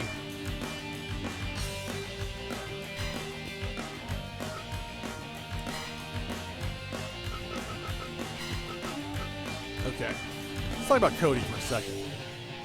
For the life of me, I do not know what he was thinking getting that neck tattoo. I mean, it's his body, get whatever tattooed wherever, right? But the thought being that Cody's going to be needed to go out to do these media junkets. They do it so well. AEW. Go back and watch what the local media had when they ran Charleston, West Virginia. I worked in TV in that market, Huntington, the same, Huntington, Charleston market. And between Cody and Brandy Rhodes, Brandy's even better. Brandy, and you gotta understand, I worked for years as a TV news producer, primarily doing morning newscasts. We've booked a lot of guests. That's just part of the way it goes with that.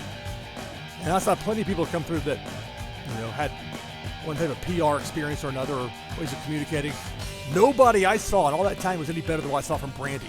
She just knocked it out of the park, which made it even more frustrating to me that poorly received, perhaps poorly executed Nightmare Collective thing, where it completely overshadowed the women in the women's division that should have been working on. Instead, it was Brandy playing a heel, which is just not her role at all. Brandy is able to be both inherently likable and no nonsense and serious at the same time, and that's not easy to pull off for anybody. But Cody was very good as well, and those two, as a couple, as you might imagine, they work together very well. They can do the 3-minute live interview on TV, or they do the 10-minute long form for the website or whatever. Even since I've gotten out of the TV news business, they keep adding new things to it without adding new people either to work on it. So it's stretching the people all the more in different directions. But with that neck tattoo, it was Cody and Brandy are able to come in and change somebody's opinion about what a pro wrestler or wrestler or whatever is. It's a way to present it as, these are real life people that are, you can connect with. It's not the hokey WWE, all the nonsense from there. And again, that's not a knock on the performers. The wrestlers, they do what they're told. They're micromanaged. And you heard Brody Lee talk about his time as Luke Harper. And Vince, I'll read this on the plane. Or Heath Slater talking about pitching ideas being said, no, that's not for you. And then having his idea taken and used for somebody else. And as I've heard from others, that's not an isolated thing in that company. The point being, you had Cody and Brandy's a perfect couple to put out there, fighting back against whatever stereotypes you might have about the pro wrestling business. And then Cody gets this huge neck tattoo that is inevitably going to make it more difficult to take him. It's like, oh, this is okay, more a highbrow kind of thing. So, it's his body, his decision, but I wish he would have not done that. Although, what if he would have done that as a stipulation? Like, what if, like, for MJF, I guess that he didn't have a tattoo that was a negative thing that he had to get.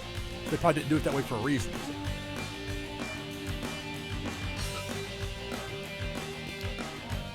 Yeah, that's an older edit. I don't like that one nearly as much. Cody. Stu Grayson, highly underrated. And the Dark Order. Think about that gimmick. It's absolute death out of the gate. It's brutal. Go away, Heat. And they stuck with it too long. But finally AEW figured, okay, we got to fix this because this is not working. And I know they're friends with the Young Bucks. Okay, everybody gets their one, at least from the outside it looks like they get their, their freebie. Whether it's Sean Spears being brought in or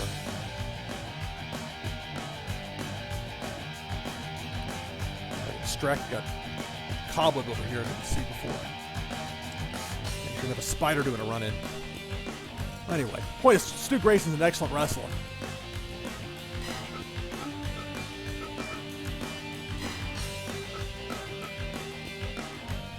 One thing, as it is, like as a broadcaster, sometimes I'll start a story and then the next play starts in broadcasting a game and I'll forget to go back to the story I was just on. So that happens, it's not intentional. It's just my mind kind of works in weird ways like that sometimes. Short attention span. MJF, of course. And that guy's just an absolute natural as a, on the microphone, as a promo. In his early 20s. His in-ring's fine as well, but his bread and butter is his delivery and his ability to just improv on the spot. I'm glad there's a place for MJF to be able to do that that's not micromanaged. Like, if he would have gone to NXT, they would have destroyed him. I mean, they've taken all the great things about him and flattened them, because that's what they do to everybody. And the reason why? Because WWE as a brand is what they want to push, and there's certain people they want to put in certain spots. And if you don't fit those spots, I mean, it takes something short of, a minor miracle to make it happen. Like Daniel Bryan, where they fought the fans for so long with Danielson not wanting him to get up there. And then it's like circumstances forced them into it for WrestleMania 30.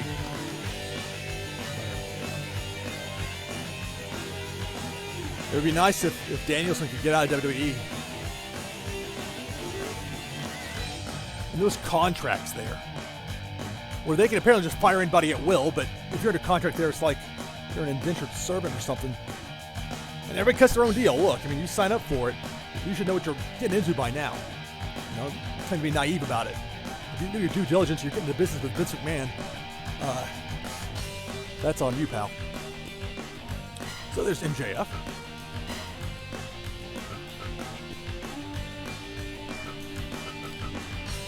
There was Kenny Omega, one of his call-ins, favors or whatever. Michael Nakazawa. That's really not my speed. I like some comedy. Toru Yano, I think he's hilarious. Big Toru Yano fan. Ryusuke Taguchi in New Japan also. He's more hit or miss for me. That doesn't make me laugh. Sometimes it's kind of like, but he's managed to reinvent himself and stay relevant in a division, the junior heavyweight division in New Japan, where physically in his early 40s, he can't keep up with the younger guys. I'll turn 43 later this year, so I can empathize with him on that. Although I was never fast to begin with. He used to drive me crazy too. It's like I'm playing American football in high school. I'm not able to run very fast. I tried, weights there. They got, I'm tall, whatever, but man, it'd be so frustrating. I could see a play developing and know what was going to happen, but I wasn't fast enough to get there to stop it, and that would happen all the time. So as a broadcaster, I can, see it and call it, and that works out quite well. I also Nakazawa, why not?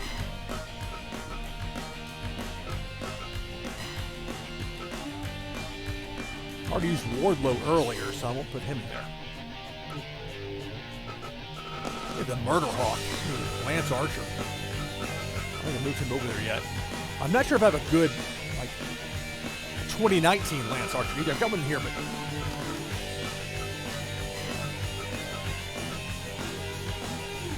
that's got to be close enough for now. It's really something with Archer, seeing him in person. Like before the show at the New Japan Pro Wrestling show in Nashville a few months back, he was there before the show, signing glossy photos and taking photos and people or whatever. And it was just, he didn't come across like the Lance Archer that you see when he comes out to ringside. He has an intensity he gets to himself that it'll be a good fit for him with AEW. He's a great fit there thus far. And Jake Roberts with him as a manager. What a combo. Okay,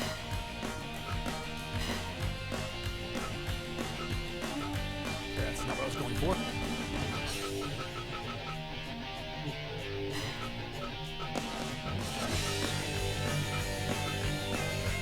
It's kind of funny with Beretta having his actual real face in there, because he was with New Japan at the time that they struck the deal with Spike Chunsoft to have New Japan in the game. He was on the roster, so he's in there.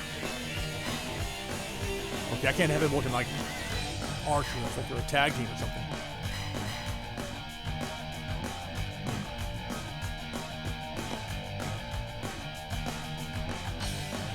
I don't know. They say Beretta for another time. Or Trent question mark. Come on, dude, pick a name. Super talented, though. That guy, I'm happy he's having this opportunity with AEW. And I hope that someday he'll be able to have a match with Kenny Omega like they had in New Japan. U.S. title match, IWGP U.S. title. One more to go.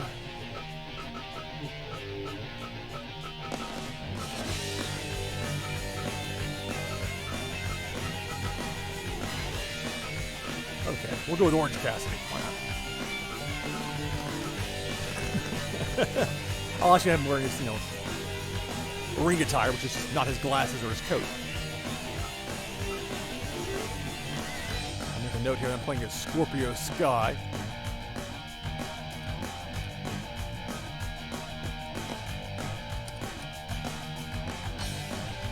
Alright, so here we go.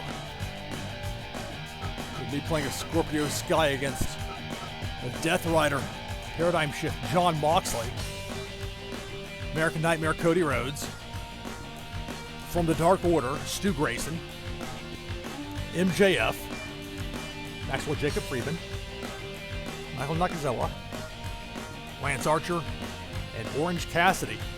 And no, Trontes will not be our ref. He's Aubrey Edwards. It's funny how she gets a big crowd pop basically every time when the crowds are still going to shows, the way to go into no fans allowed mode. I mean, she doesn't try to play to the crowd or whatever as far as when she comes out. She'll acknowledge them and go back to reffing. All right, so here we go. I think this is gonna be the last. It's been 4 games in, 4 matches in. That'll be enough for this particular episode.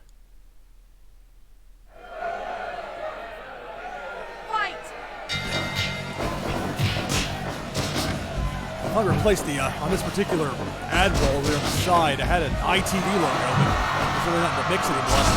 I probably should shrink it down a bit from the, maybe not. It kind of looks like that. So I get your attention.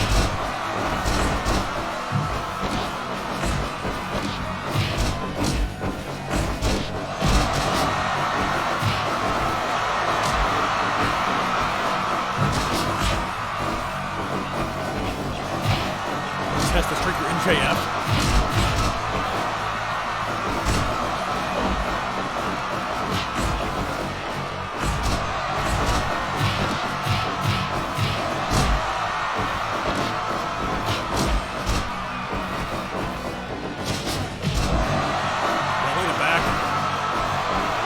Scorpio Sky and Orange Cassidy dropping down. Backslide really by Archer.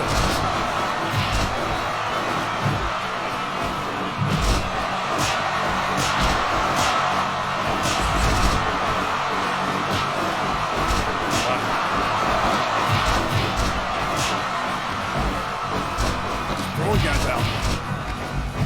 Nakazawa and Stu Grayson.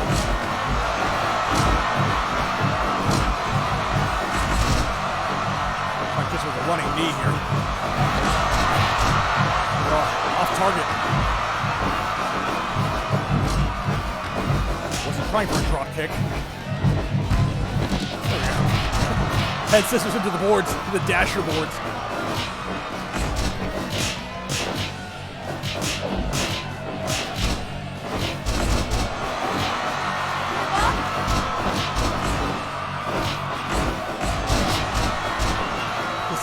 Scorpio Sky has a lot of range on his strikes.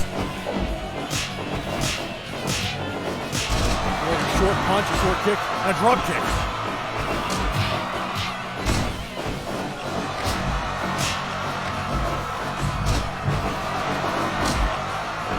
Boston crowd on the floor. And MJF is Grayson gets over the outside on the other side. Donnybrook breaking out here.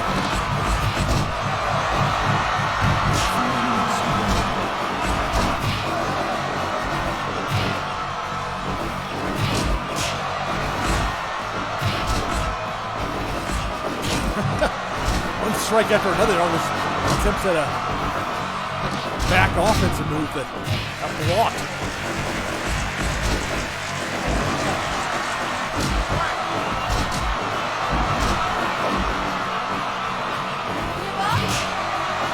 One downside, the Boston Crab, they're in a vulnerable spot when he comes up to hit you. But one time in Japan, that guy got seriously hurt when he got a shoot kick to the face. I think it was the Boston Crab was applied back in the 80s. I think it was the Akira, if I'm not mistaken. But don't hold me on that.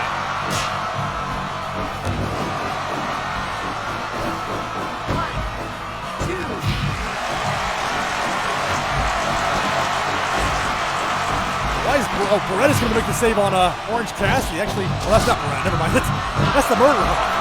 That's why I changed. I'm not using Beretta in this match. For the very reason. Look at that Archer getting suplex on the outside for Orange Cassidy from the Fight TV logo. Hey, Michael Nakazawa's falling on this guy.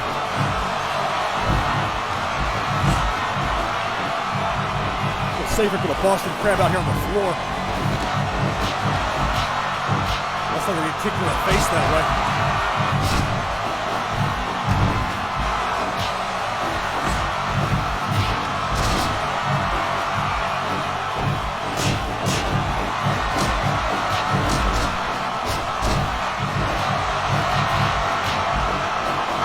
Get back in the ring.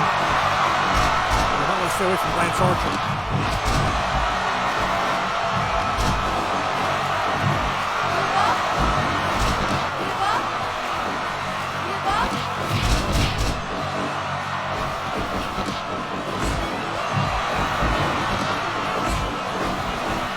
Off button for a second. I need to actually put myself in a better spot. As Archer winding up for sweet chin music. Moxley would have saved Nakazawa.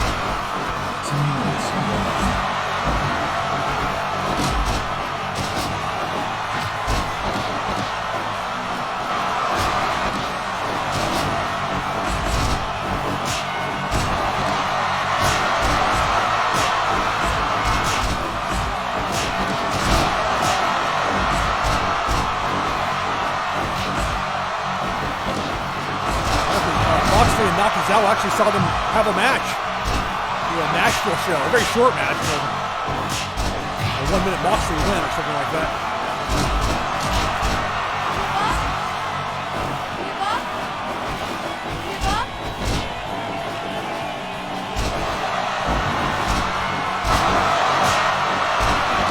Loud. This Scorpio Sky has no range on his strikes.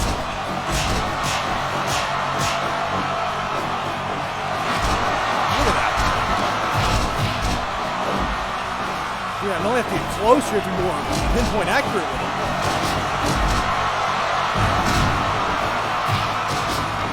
Just thrown on the floor by Moxley.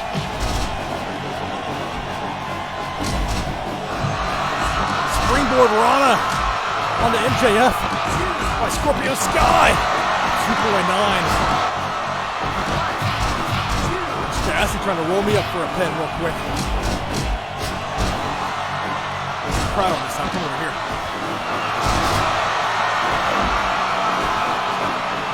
Cody. Delayed vertical suplex on Orange Cassidy. Moxley the corner. I took the bait. Set up powerbomb on Archer by MJF for a 2.9 count. Can you believe that?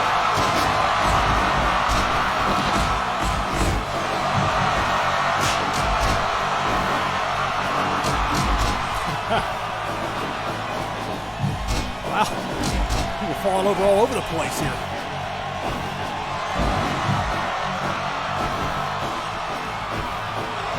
With standing switches, Orange Cassidy and Cody.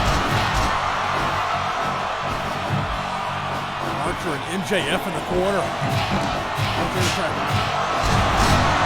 Oh.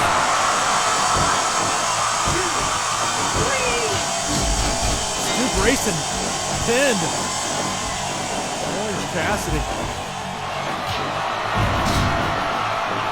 The most impressive thing was that Archer move off the top rope.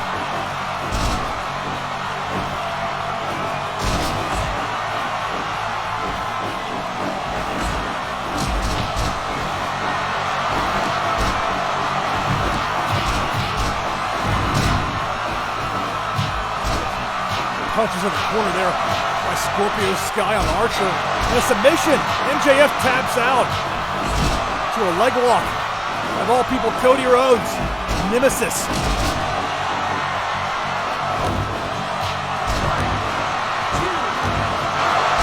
a near fall. Moxley. He's going to go for the paradigm shift for the Death Rider or Dirty Deeds or whatever you want to call it, double arm DDT. But instead it's Archer. He's not getting punched in the face by Cody. It's Scorpio Sky. And Nakazawa. In there, Orange Cassidy. Gets an Olympic slam from Nakazawa. Cover with Nakazawa, but Aubrey's over there. Let's see if Cody wants to submit. There's only a 2 count. More timing on that knee strike attempt by me.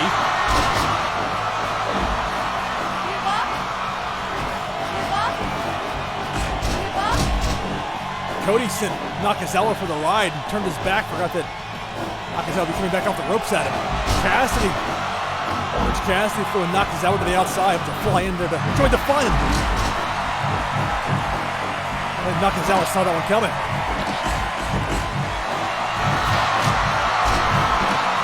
Cutter.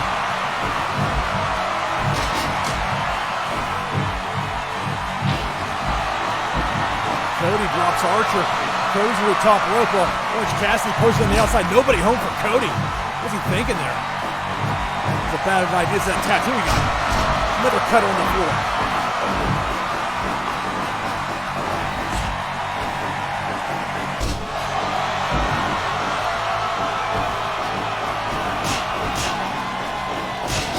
Body slam by Archer. An improbable snap suplex from Michael Nakazawa. Advance Archer. Nakazawa striking exchange with Moxley. Spinning lariat was it from Moxley. Super kick. Cody. Orange Cassidy's not sneaking there. Orange Cassidy got hit with a Rainmaker? Oh, Cody made the save there? What was that?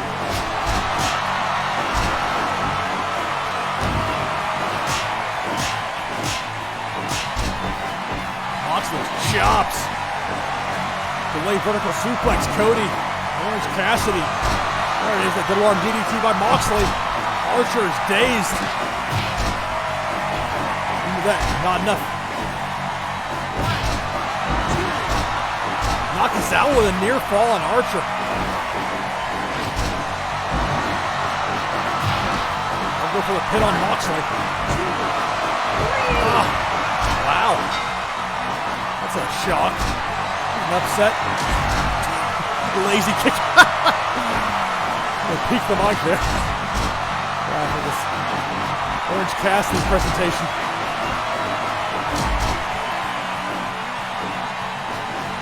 Wasn't Archer throw these guys into each other and stay on the way here for a minute.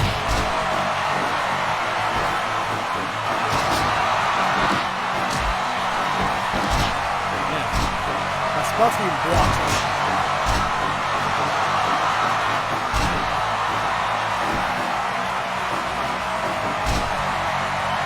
This time. There we go. The Mysterio move. Springboard into the Rana. A 2 count only. Look at the Murder Hawk. Nakazawa to the outside. Knees to the gut. And Cody by Scorpio Sky. Throwaway slam. Archer. And Orange Cassidy. Submission maneuver on Orange. Now that leg submission hold on Nakazawa. He taps out immediately. Cody eliminates Michael Nakazawa. We're down to 4. Scorpio Sky, Orange Cassidy, Cody Rhodes, and the Murder Hawk, Lance Archer. Body slam. Cassidy to the outside. Short clothesline on Cody. Archer fired up. Trying to sneak up on him. Oh, apron move time.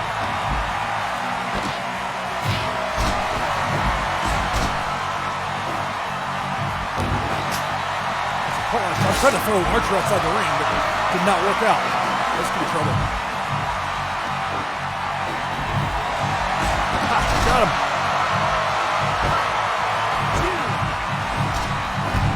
That'd be kind of a cheap way to win if I had earned it that way. It didn't happen, so oh well. Cody, the Gutbusters. Archer breaks out the barbed wire baseball bat.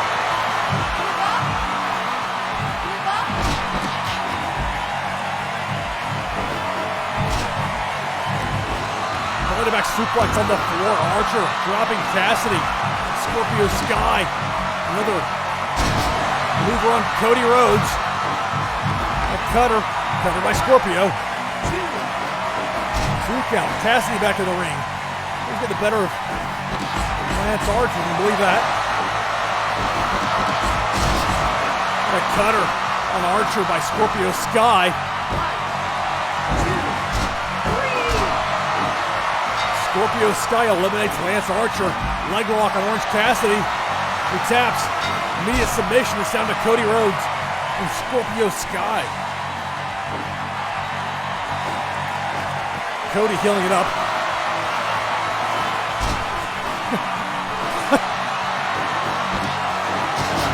Keep on showboating there, Cody.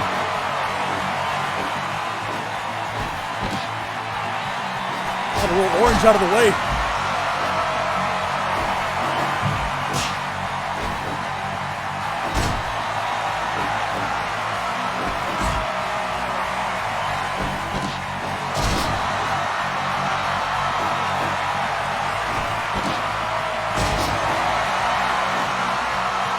Cody right back up.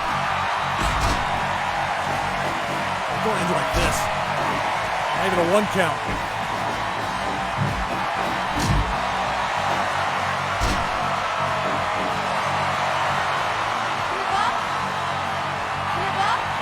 It's Scorpio Sky with Cody Rhodes and the Boston Crab. Strike exchange. Past the 30-minute mark of the match.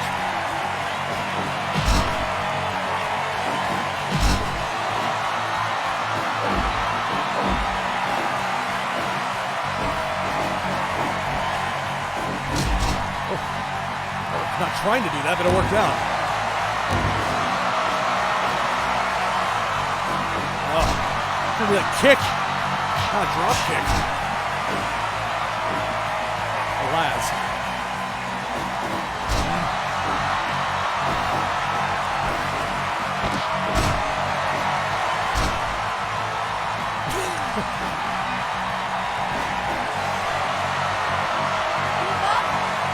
Scorpio Sky doing a wiggle there by the ropes. After the Boston Crab, only to get a submission out of Cody, but wear him down a bit more.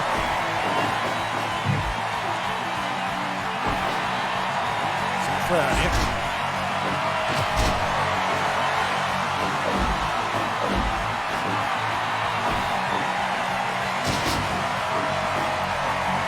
And a half crab.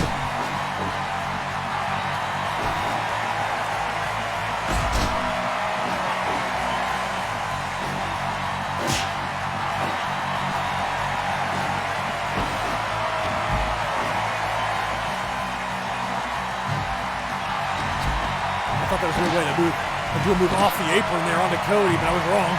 Cutter on the floor by Scorpio Sky on Cody Rhodes. The last 2 remaining in this 8-man elimination match. It's not false count anywhere.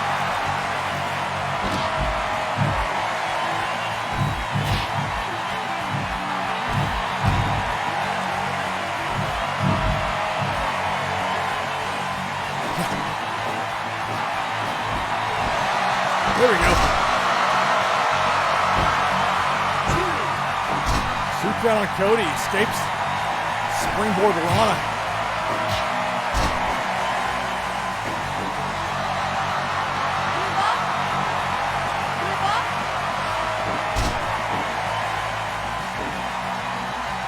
Approaching the 35-minute mark of the match. It's down to Cody Rhodes and Scorpio Sky. Cody's been taking it to me.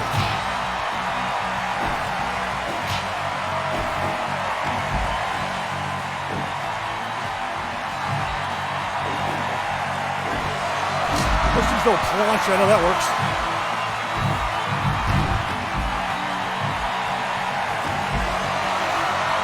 Submission move for the fans on this side over by the speed limit sign.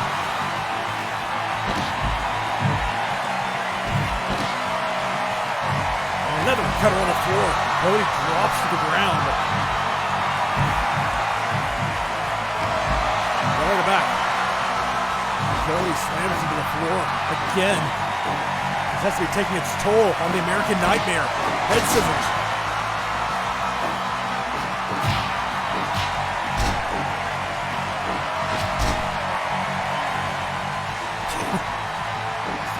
scoop move there.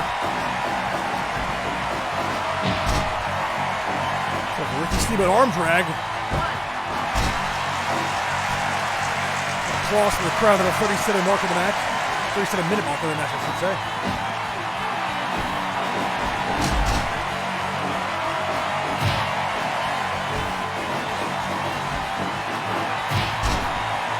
Knee left by Cody. I need a breather. Scorpio Sky's getting blown up. Cody with all that offense.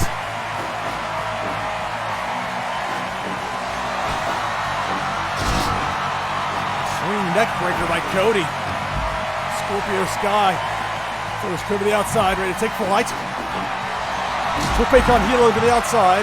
That's Scorpio Sky on Cody Rhodes here in AEW. Elbow drop to the throat. Scorpio Sky relenting. That's my TigerDriver.com website right there. Hard placement, pal.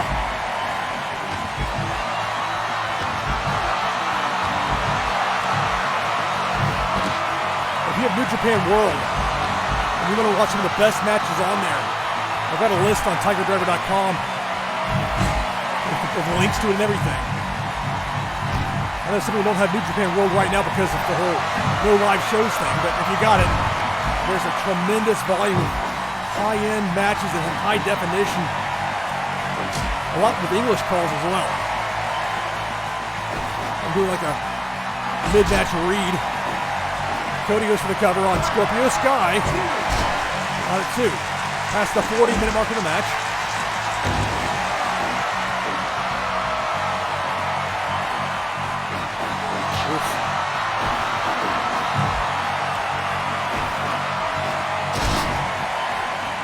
Not had a lot of luck with these corner moves. There's a roll by Cody. 2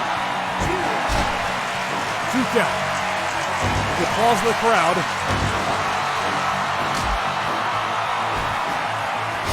DDT by Cody Rhodes on Scorpio Sky. That was out of it right there for a moment. Suplex off the apron into the ring by Cody. Elbow drop off the top rope by Cody, connects. I'm in trouble here. Knee lift. Get away. Timeout. Bring it. Come on.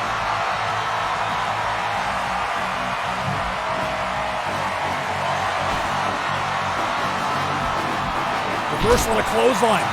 Cody with a big clothesline of Scorpio Sky. He's good for a second one apparently. And sends a bulldog. Think of his older brother Dustin Rhodes with the bulldog. Get him out of the ring there. Another Tope con Hilo, and again it connects for Scorpio Sky and Cody Rhodes outside the ring. The battle continues.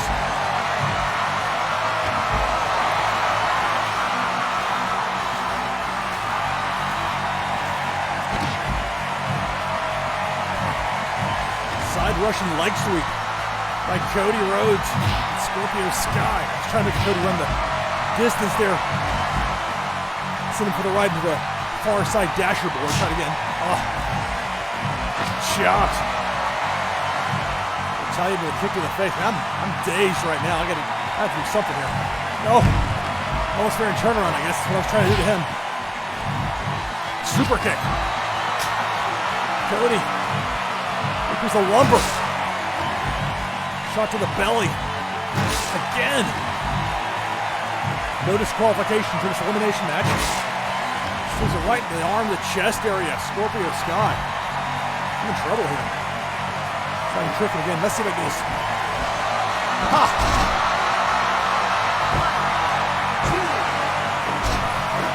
I might have had him. 2 count. There we go. Look at the face of Cody Rhodes. He's flying to the outside. That was a miss.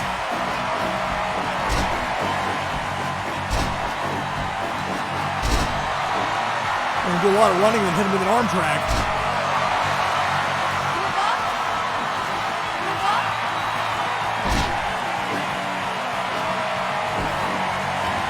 Again, Cody sent to the outside.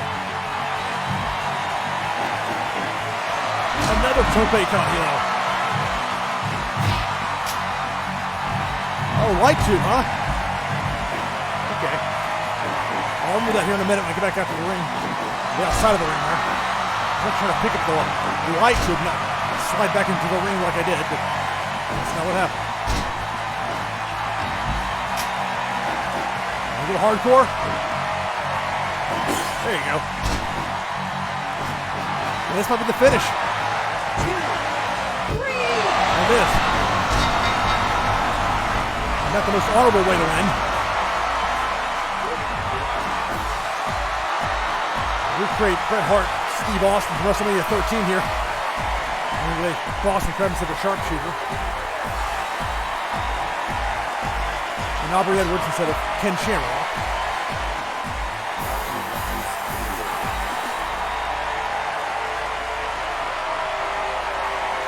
Wait to see if they're going to ring the bell. Never mind that. Okay. My voice is starting to go. It's a good time for that fourth match to wrap up. Look at that, more than 20 minutes after Orange Cassidy was eliminated.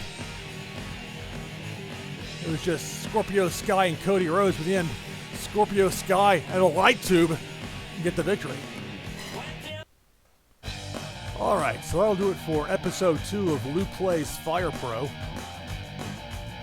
This is fun. Definitely want to do it again sometime soon.